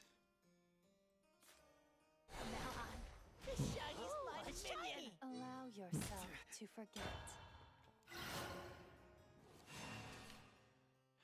Let's see. Gamatsu has Battle Spirits Connected Battlers has been announced for the PS4 and Switch due out this winter in Japan.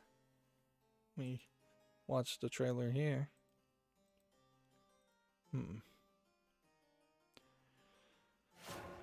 Okay. I'm seeing a white-haired guy and a white-haired girl, and they're playing a collectible card game. Was not expecting that. Not a lot there. It's kind of, actually it's a brown-haired guy, not a white-haired guy. Strength and beauty together. So that's how you use it. So that's how you use it. And then that. Let's speed things up. Allow yourself to Too forget. slow.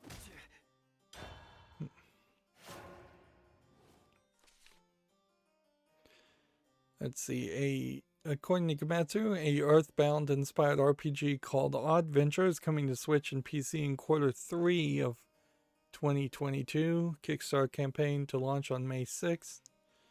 Okay.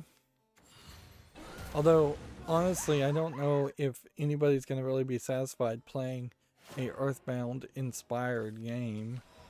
That just doesn't strike me as something that would be a happy experience. It would just be people being upset that they couldn't actually play a new Earthbound game in the series. Count your tanukis just yet.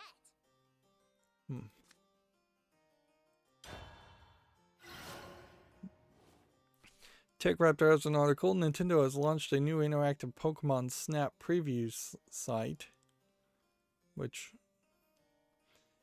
I think is mostly just a website showing you a few pictures and a few areas. I don't think it's really going to let you have much of an experience close to what the new Pokemon Snap would be. If it is, if the preview site is anything close to what the actual video game is, then the actual video game is going to be particularly boring and irritating. Let's speed things up. There probably is an argument that the scripted nature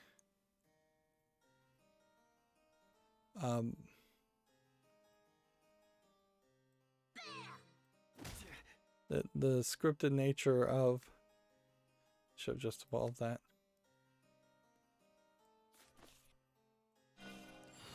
Overreach myself? You are done for. What I mean to say is the scripted nature of Pokemon Snap, in which Pokemon were doing things and interacting. It feels like you could script those sections and put them in a new Pokemon game also, and then have the Pokemon feel more connected to the world they are, instead of being just AIs that wander up and down, left and right in grassy areas, or stand next to a Pokemon trainer and do nothing, waiting for commands.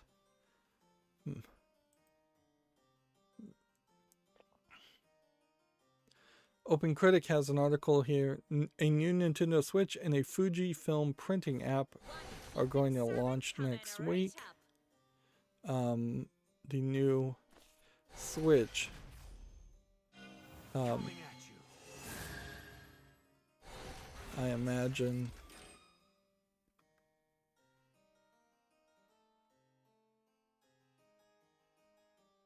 this might be misphrased. This might mean it is a Nintendo Switch / Fujifilm printing app, and there isn't actually a new hardware Switch device coming out.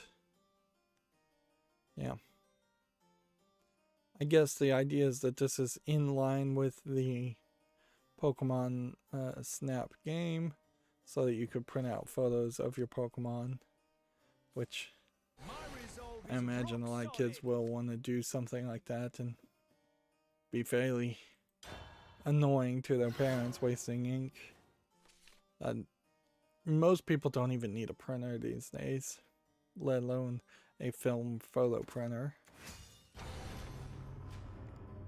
So the Fujifilm Instax Link printer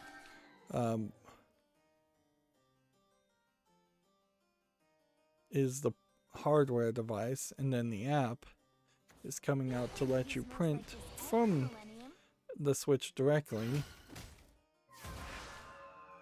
Inherently, also, if you were going to just make a new console and you're going to base it, you probably should base it on something like Linux and just have the printing capability built in at a very low level, whether or not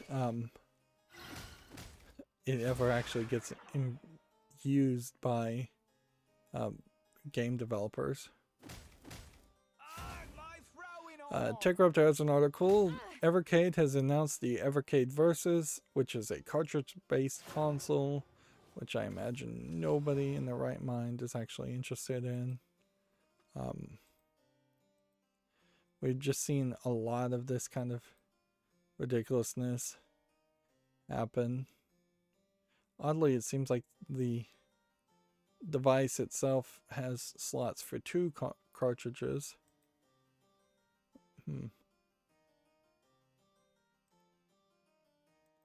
Yeah, if anything, what it really feels like is that a lot of the NES clone companies are now trying to make some kind of gaming device that they could possibly sell outside of China, and they are never really going to be able to succeed there because they were making NES clones, because foreign consoles were illegal for so long, and China was intentionally just building up its own internal industry and being protectionist as far as competition goes. So yeah, there's been, at least in front of my eyes, a growing number of consoles ever since like the NES Mini that have come out, and people try to sell them, and they're all pretty much garbage. You're still way better using a Raspberry Pi and Retro Pi, or just using a PC and using RetroArch to emulate directly on your PC. If you don't want a separate device or don't need a separate device, you're better off using a PC. OpenCritic has an article. Xbox has added a frames per second boost to 13 more backward compatible games. This includes Battlefield 1, 4, and 5, Mirror's Edge, Catalyst, Plants vs. Zombies, Gardenville, Battle for Neighborville, and Garden Warfare 2. Yeah. That first one I said there should have been... Thus the world ends. I'm gonna lose if I do this, Cycles on. but I don't know what else to do.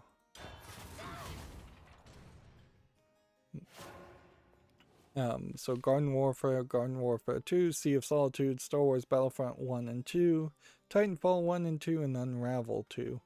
Oddly, not Unravel 1. So maybe that already had a frames per second boost. Maybe it didn't.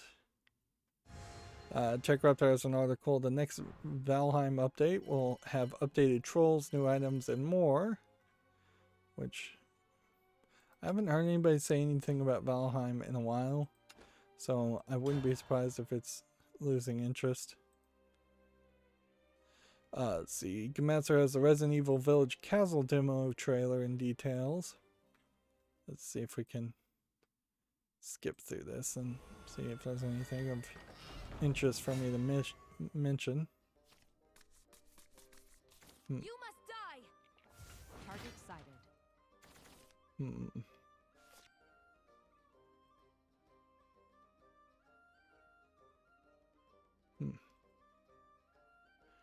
There is an argument being made. The vampire lady does shoot out big claws out of her hands. That's new. There is an argument being made that they named it Resident Evil Village for that name recognition and the pun, and then so far a lot of the trailers have not really been taking place in a village. It's either been in a single house or in a castle. But I also wouldn't be surprised if what's being shown to us is the first couple of hours, and then we kind of get out of that area and into another area like all other Resident Evil games. Or at least hopefully that's the case, because otherwise it's going to be like the Resident Evil 3 remake where you're kind of just running around the same city the whole time. Let's see, Gematsu has Ys 9 Monstrum Nox for Switch and PC, launching July 6th in North America and July 9th in Europe. So the next Ys game is coming out eventually. This is our way out. This, No one gets past me. That. Too slow. and that. TechRaptor has an article. The Olympics sponsor virtual sports with the Olympic Virtual Series. So this. Let's see if they have a list of games that they're gonna play. World Baseball Softball Conference from Konami. Union Cyclist International from Zwift. ZWIFT, never heard of it. Federation International de la Automobile from Gran Turismo Polyphone Digital. Haven't heard of that game. World Rowing open format, World Sailing, Virtual Regatta.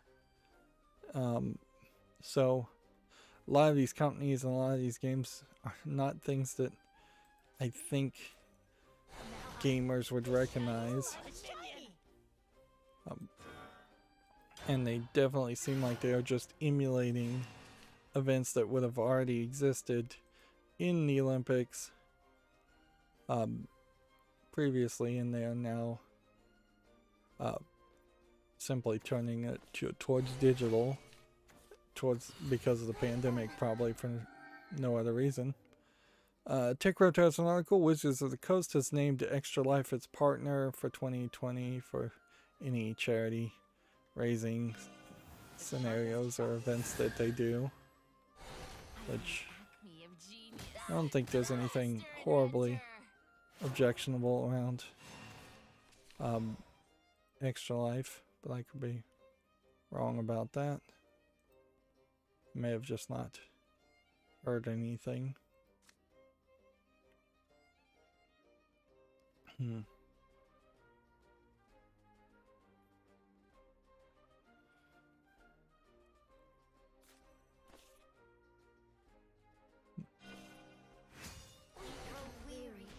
Is it edible? Only one way to find out. Okay. What can we do to actually win here? So that's how you use it. You're done for. Go on, eat up. Gotta follow my Let's nose. hit that. And then hit that. And then hit that. This calls for a taste test. Too And slow. then hit that. So quick. Let's see, Gamatsu has an article. A Paper Mario inspired 2.5D adventure called Born of Bread is coming to PC. This invention could be my claim to fame. Let's see if we see some screenshots, and that's about it. Might be alright.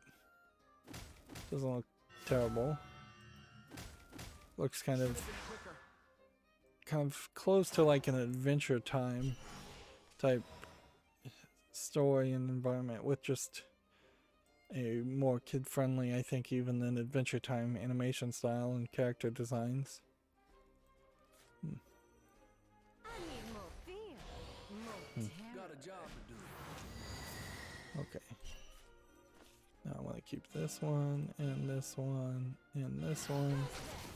Killing that one. And then Die, creep. hit that one. Loyalty is ironclad. Did I overreach myself?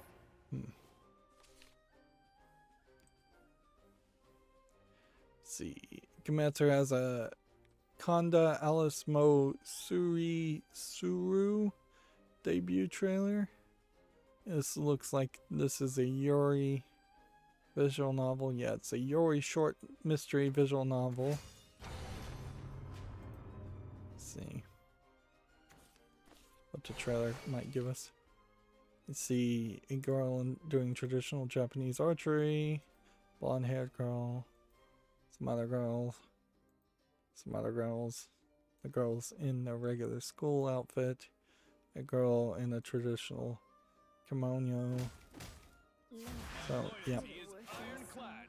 Looks like it's just a black-haired girl and a blonde-haired girl that are going to be doing most of the interaction. Let's see. Do we want to do this? Have faith.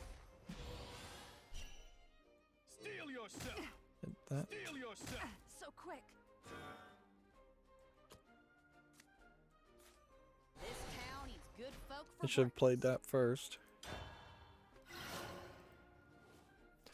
Let's see. Gamatsu has Samurai Showdown DLC character Hibiki Takane launching April 28th.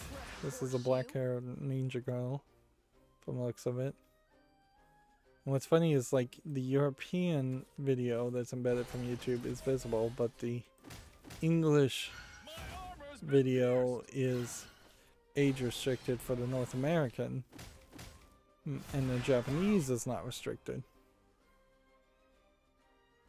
Yeah, YouTube is ruining itself, either being forced to comply with laws that it should have been complying with up until this point.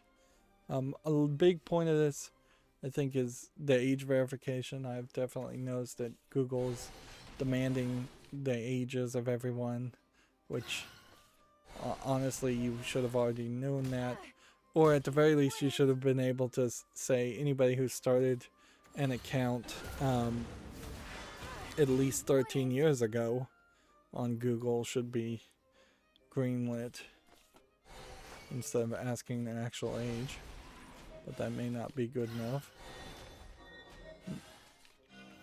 Nowhere to run.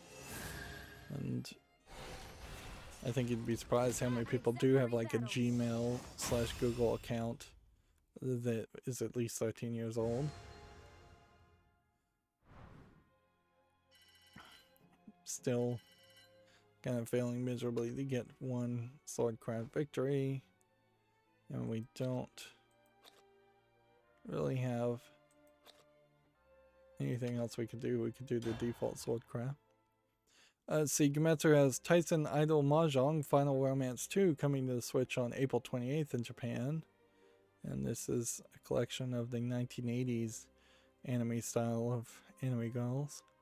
So, not the moe art style. Yeah. And I imagine none of those Mahjong games particularly show much. Let's see, Gematsu has the Atelier Mistress Trilogy Deluxe Pack launch trailer, which I think it's coming out April 22nd worldwide. And this is Atelier Sophie and Frias and Lydiel and Sueli, I think, all merged together.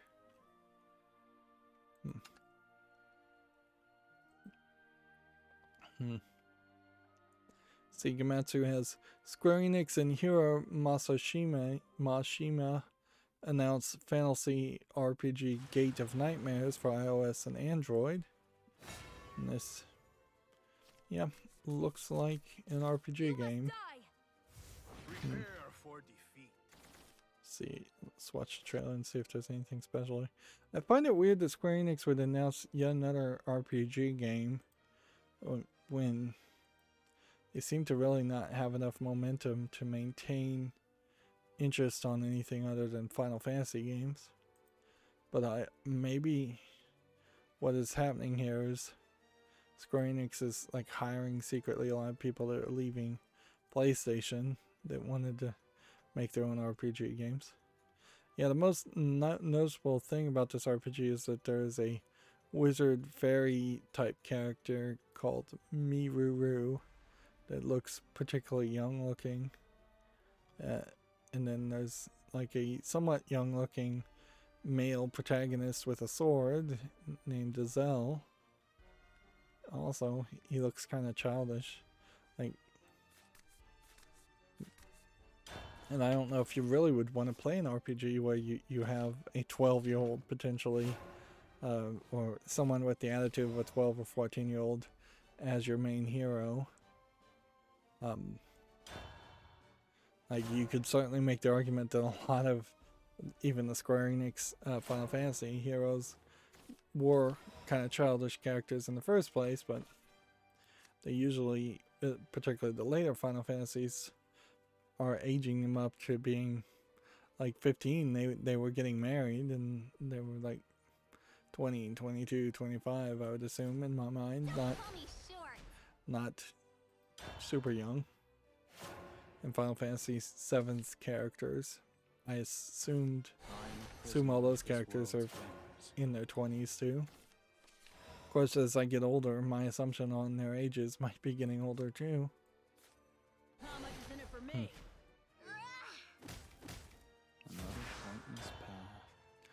Moving on, Gematsu has Sakura Kakumi Hanasaku Otumi Tachi ending service on June 30th. This is a Delightworks developed RPG being shut down for cell phones, which I guess that really probably wouldn't affect anybody in the West.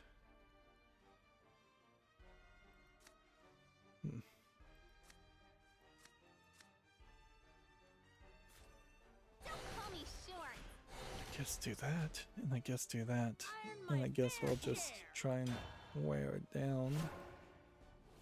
I am a prisoner of this world's whims. Ninja Gaiden Master Collection Ninja Gaiden 3 is available for wishlisting on Steam. But yeah, there was a Japanese game that came out and had a PC port just the previous week, and the PC port was terrible. They also have Ninja Gaiden Sigma 2, so I'll put that on the follow list. And Ninja Gaiden Sigma. And frankly, all the screenshots seem to be the same for Sigma 1, 2, and 3. Almost as if it's the same game with just improvements on the speed of the movement. Which I don't think is the case, but might be the case. Right, well. Raise your blade. Hit that. We'll evolve that. Let's see. Gamatsu has Immortals Phoenix Rising DLC The Lost Gods now available. They've updated their Famitsu sales for this week, which Winning Post 9 2021 is new and in the 5th position for the PS4, where Winning Post 9 for the Switch is in 3rd position is new, and everything else is an old listing and for the Switch only.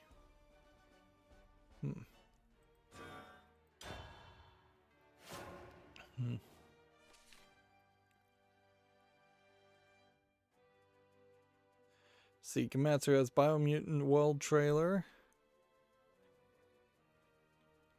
which is a trailer. I don't know if I even really need to watch a trailer for Biomutant yet. You're walking around as some kind of mutated rat and you're gliding. If anything, it feels like it's heavily inspired from Breath of the Wild as far as your movement.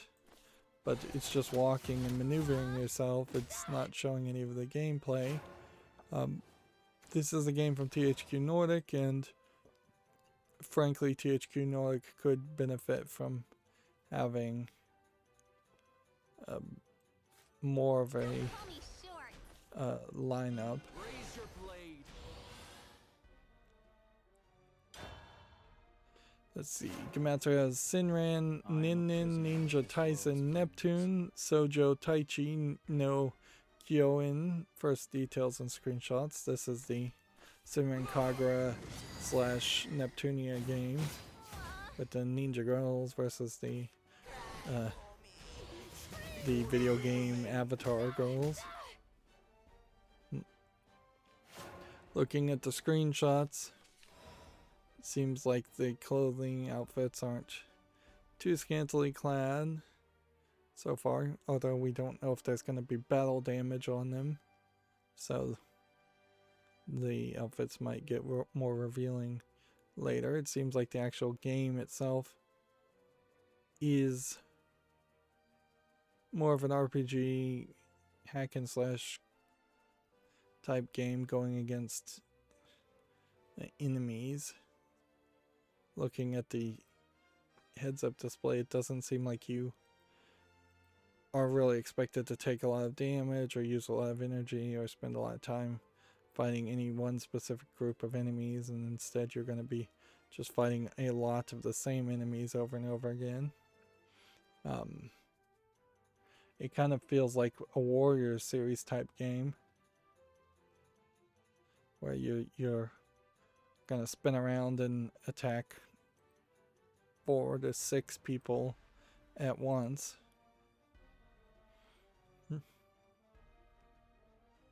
And it is marked for the PS4, so maybe that will be an indicator of Lovely day for a why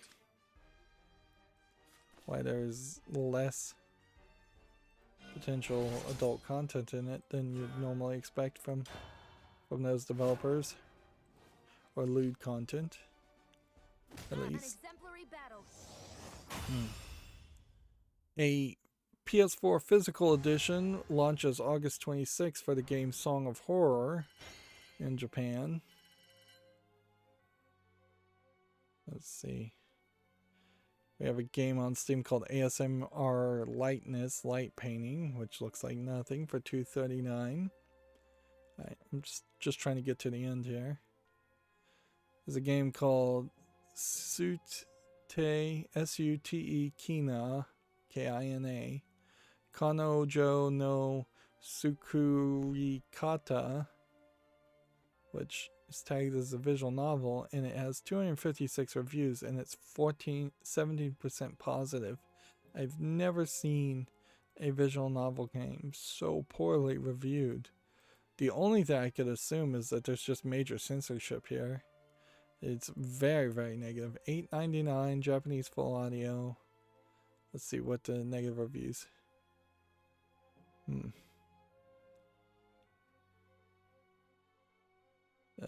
Maybe it's review bombed. Let's see if we can see the.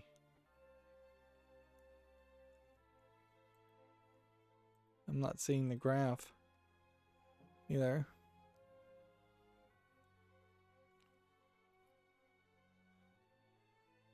Alright, review types negative.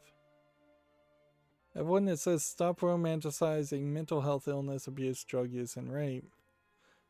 And that's like the most useful review. One that says how terrible, one that's not in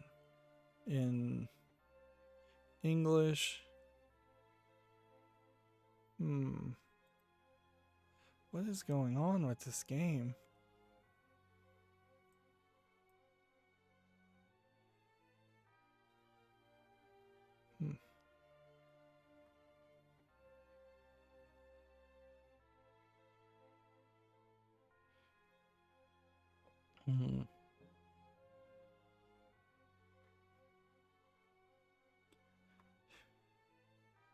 Yeah, I have to put this game, oddly, on the follow list.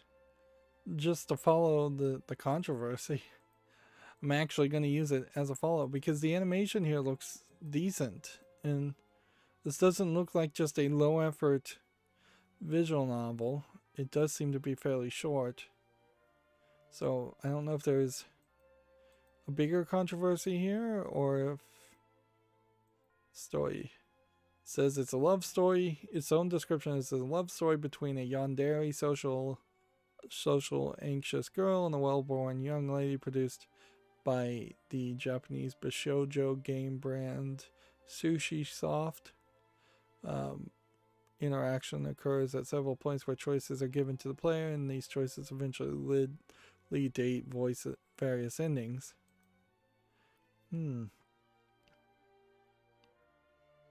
Yeah, I don't know why that'd be so negatively reviewed. That's shocking. Without any better explanation. I tried to look at the positive reviews as well as the negative reviews, and it still didn't really help.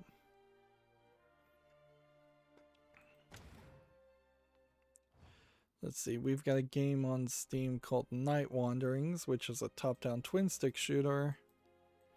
Yeah, it doesn't look interesting enough. The visual polish on it's kind of nice, but that's about it.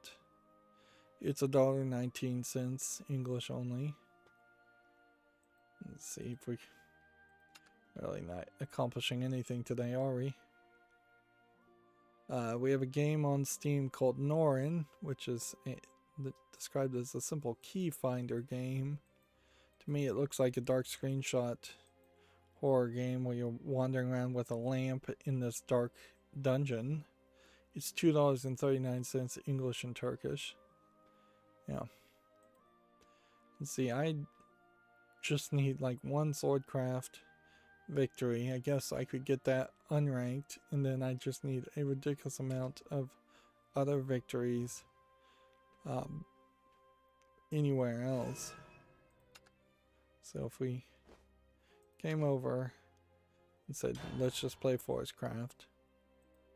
Let's see if we can win that.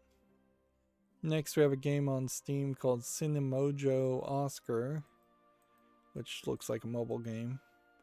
It's uninteresting for 69 cents English only.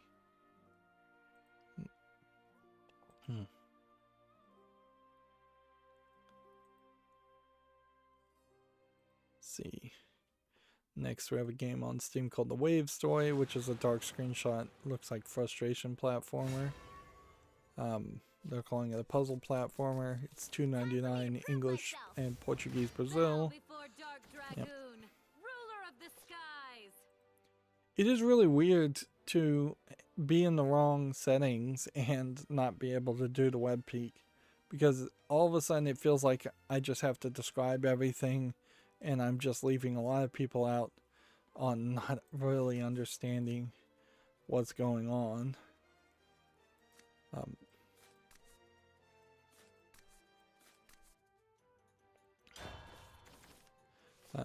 And it's just so easier to just say, here, you look at it, you see it yourself, instead of having to try and describe something.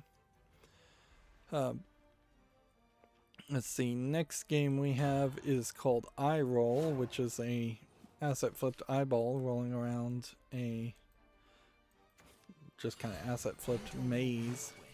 There does seem to be a few items inside the maze that might be puzzles or something, but yeah, this is just all over the place as far as the idea or surreal artistry that I couldn't appreciate it really. It's $2.99 English only. I'm just trying to get to the point where I can see the beginning of the end. That way I know there will be about 20 games left over, which will probably be too many games left over for Monday, but it's a good thought at least. I probably should get it down to about 10 games left over. Next, we have a game on Steam called Farming Engine, which is just a low polygon Stardew Valley clone. It's free, so I guess the price is right at least. Next, we have a game called Waifu Impact, which is some asset flipped anime girls in bikinis shooting each other with squirt guns.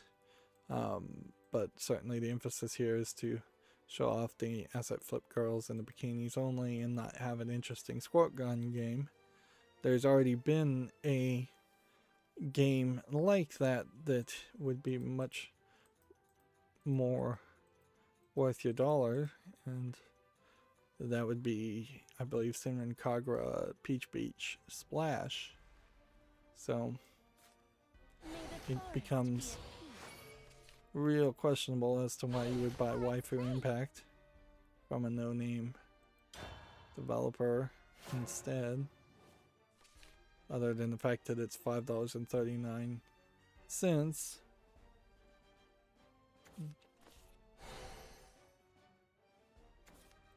And let's see, if we were to look at Senran Kagura Peach Beach Splash,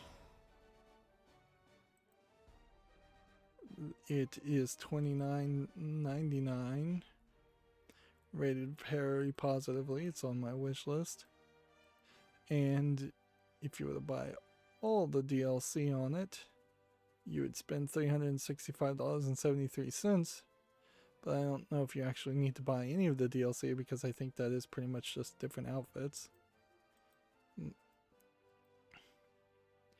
Your mileage probably would heavily vary too, as far as Peach Beach Splash nowadays, because almost certainly there was very few people playing it when it came out in 2018, and I imagine there's even fewer people playing it now.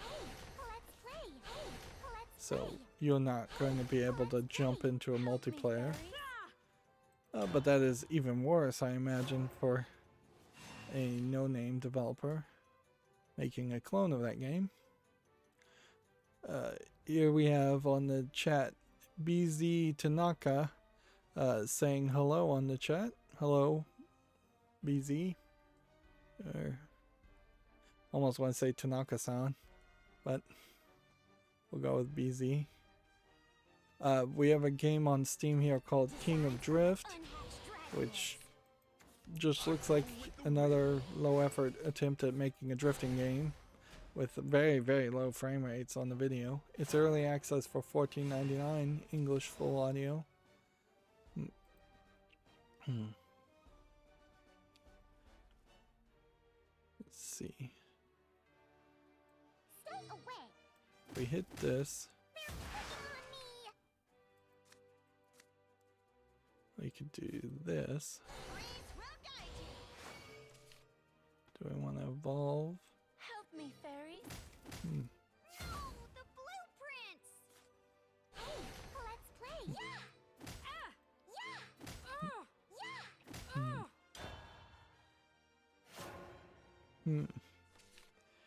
Next we have a game on Steam called Underland The Climb, which looks like it's a puzzle game where you're manipulating platforms to get from point A to point B. It has kind of a interesting art style to it. Feels zoomed out with like what you would expect NES graphics to look like, and that might actually work. It's $1.19. It's English only. I'm gonna put it on the fall list and see if that works.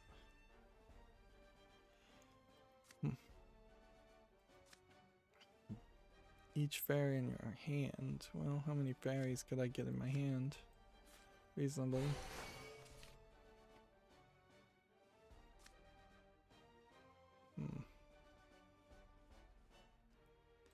One, two, three, four. Let's play.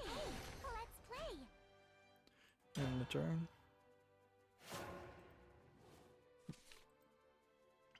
Gametsu has a puzzle platformer called Tandem: A Tale of Shadows. The story trailer is now available. Starting to get more and more advertisements for potential new games. Designs are like unhatched dragon eggs.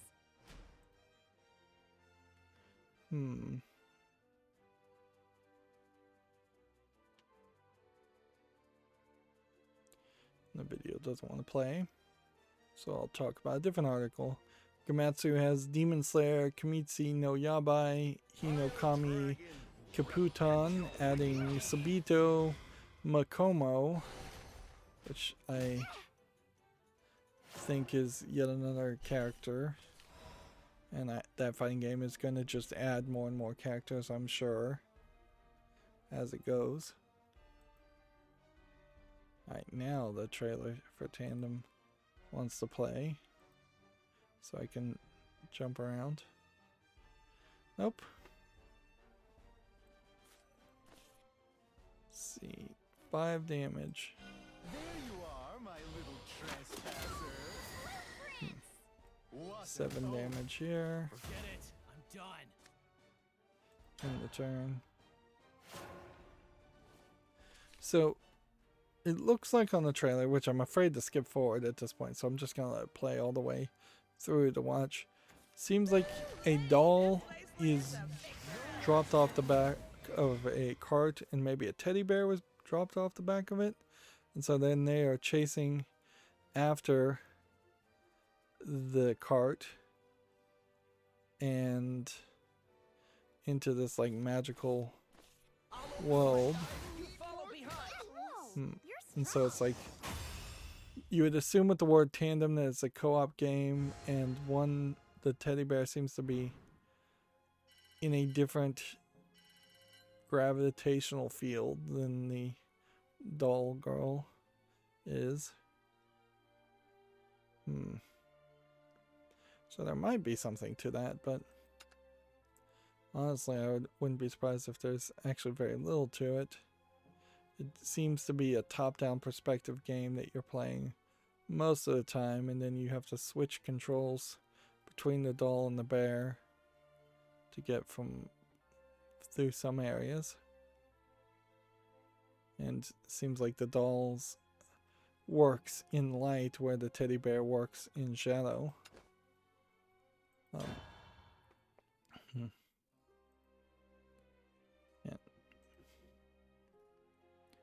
Yeah. Let's see. We have a game on Steam called After, which is tagged as a first-person shooter sandbox game. And yeah, that pretty much feels like what it is. I wouldn't even call it particularly asset flippy, I'd just call it kind of empty. It's early access for $19.99. I don't see any reason to put it on the follow list.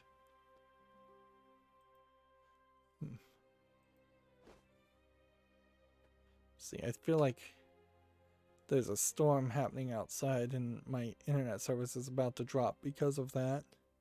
I may have to just abruptly end, or I may just get cut off on the stream anyways. A smartphone game, according to Gamatsu, called Star Ocean Amnesia is going to end its services on June 24th in Japan. We may have already talked about that, or that may have been a different game. Let's see.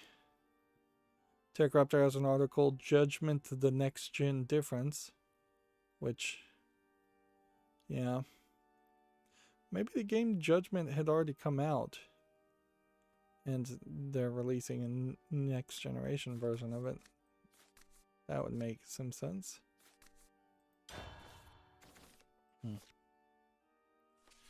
Microsoft put out a newsfeed article called Gaming Just Like Everyone Else. And this was like Microsoft Asia in particular, focusing on the idea of the Xbox Adaptivity Controller being promoted and pushed and sold in the Asian countries. At least I know in Japan, there's not a lot of accommodation for disabled people. In Japan, they tend to send them off to hospitals and hide them away. That's true for a lot of countries. And the adaptive controller concept is still kind of a great concept, but it is also something that could honestly use a redesign, where I think a high percentage of people using the adaptive controller are not going to use the two giant big buttons and the D-pad on the front face of it, and they are just going to be plugging in specific switches for every single other button into the back of it. So a breakout board that was just the switches on the back probably is a smarter move. And there might be some improvements as far as where you would mount a controller like that to make it secure. It's a fairly expensive controller, so I would almost want a Kensington lock on it, which is what, or on laptops to stop them from getting stolen, and a microphone screw-in mount or a camera mount, so you could put it on a stand, a mic stand or something like that is probably a smart move also.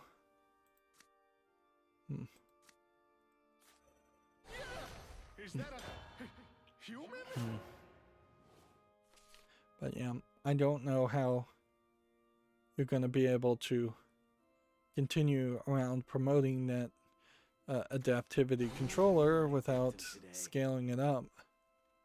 And the scaling it up is the weird part there, because you're not going to convince everybody to buy an Xbox Series S or X and it come with an adaptivity controller versus a regular controller.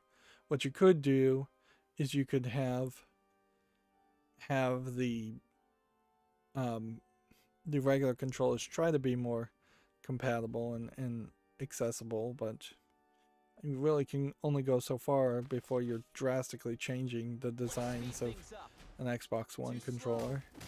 And there's only so many places where you could plug in some kind of breakout cord.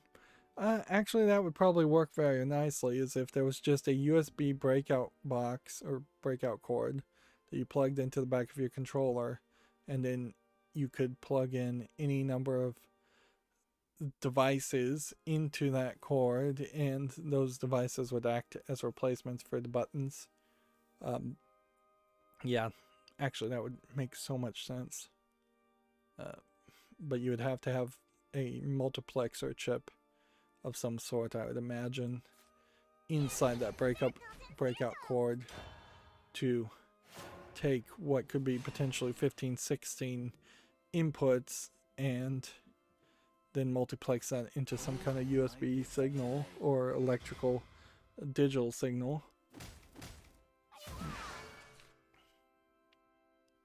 But that would make a lot more sense than what they actually did design, which is big and bulky and kind of not as useful as you'd think it should be. There's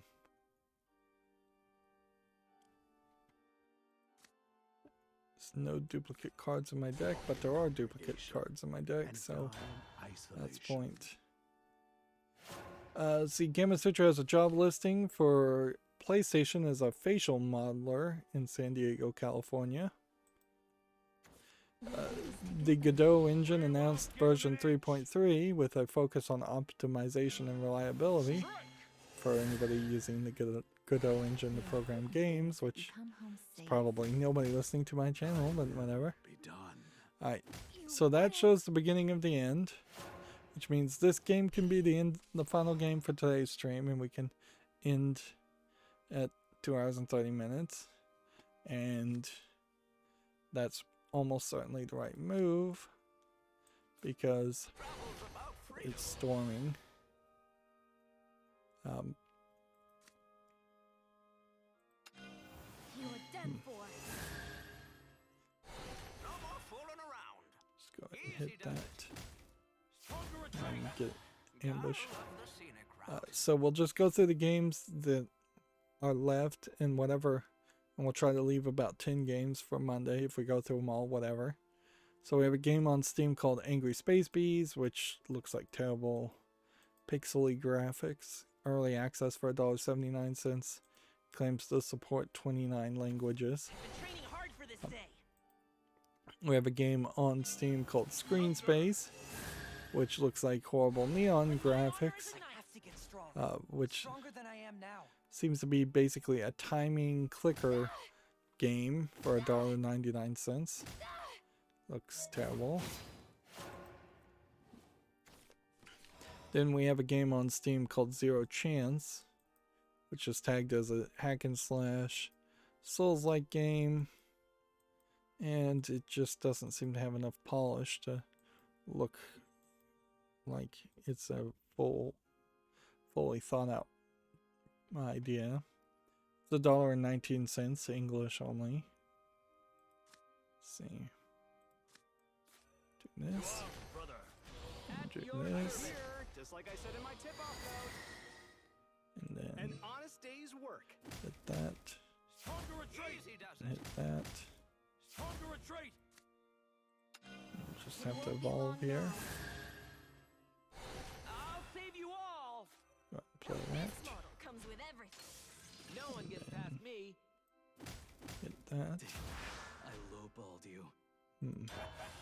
Gotta love the scenic route. Next, there's a game called Sparkle and Gems, which looks like total garbage. Like, terrible animation for what seems to be a combination of concepts of games. Arkanoid is one I recognize, and then several others seem to be kind of nothing. It's $8.99, so definitely know the Sparkle and Gems. Alright, and so then all I want to do is go through my Twitter feed, even though there's still about 20 games I could talk about, and just see if there's any actual news that we need to talk about before wrapping up today. And that seems like the right way to go here.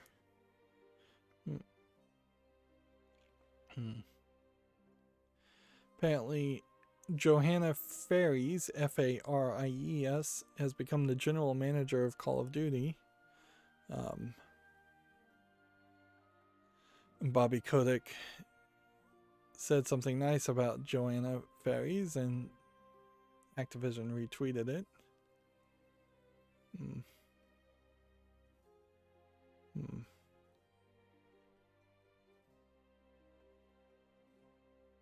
Judgment is now available for the Xbox Series X and S.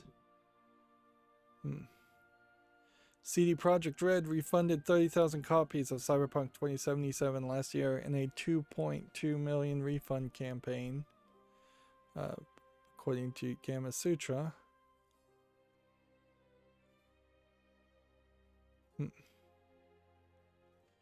Humble Bundle prices sliders are going away for good and are being replaced with a system that caps charity donations to a max of 15%. I think at that point I'm done with Humble Bundle.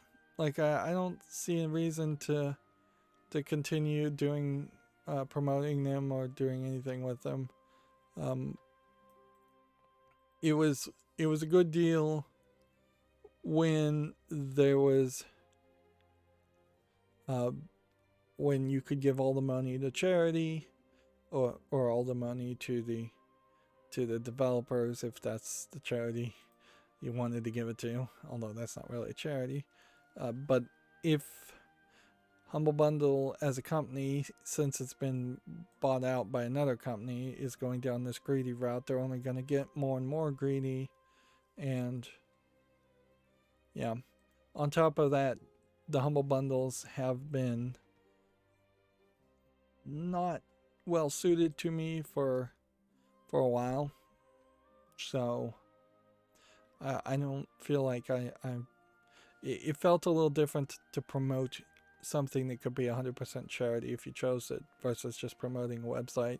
Now, inherently, I'm always promoting Steam because I think Steam is the right place to buy games. And I'm talking about every single game that comes out on Steam. So there's a major amount of promotion that's happening there, whether intentional or wanted or not. But I don't particularly... That's weird. Nier Replicant just came out on Steam. Interesting. Yeah, I don't feel like there's anything I could do there, and I don't promote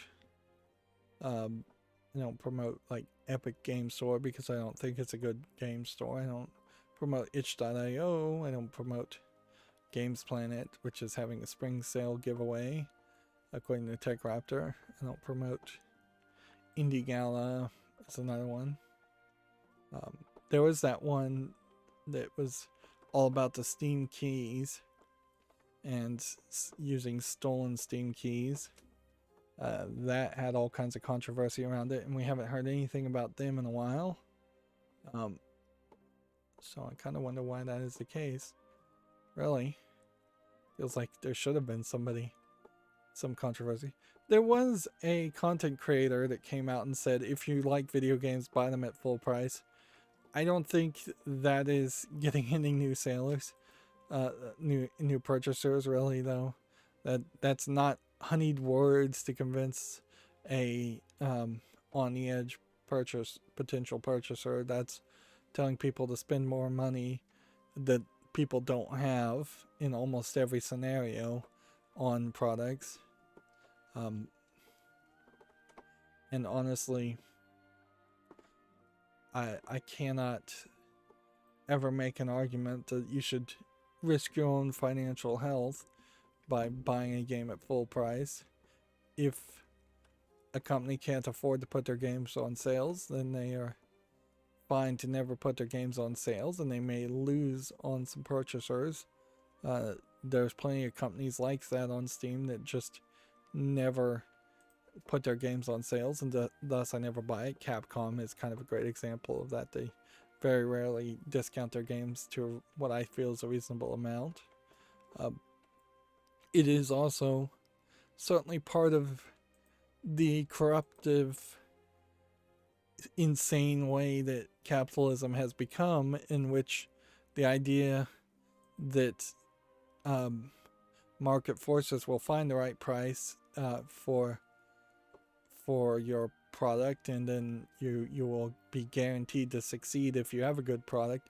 It's just not true. More and more people are being pushed and tricked into buying games or buying items for sale in general around the idea of manipulation in one way or another, whether it's through marketing campaigns and as usually SJW pushing of politics amongst big corporations, or creating a cult-like mentality around Apple products, or something like that. People more and more are getting brainwashed and manipulated into buying products instead of somebody just making a good product and offering it for sale and people finding it and purchasing it. So it's ridiculous that a game developer might even start to go down the road of trying to make people feel bad because they bought a game on sale. Artists in general, like true artists, want their art to be seen. Capitalism corrupts art, and this is a great example of it. It corrupts it and makes it something worth value that then has to be hidden away from people and sold only to the rich and the influential, and that's not really what art should be. Art should really be free if it could be free. Unfortunately, it may not be able to ever be free. Anyways, on that statement, I'm going to end this stream. As always, I ask you to like, share, subscribe, comment, and watch every second of my videos. If you want a friend or follow me on any social media sites, there's a whole bunch of links down below. And if you want to support me further, there's a link to Patreon, or you can friend me on Steam and get me a game off my wishlist. Thank you for watching. Have a good evening.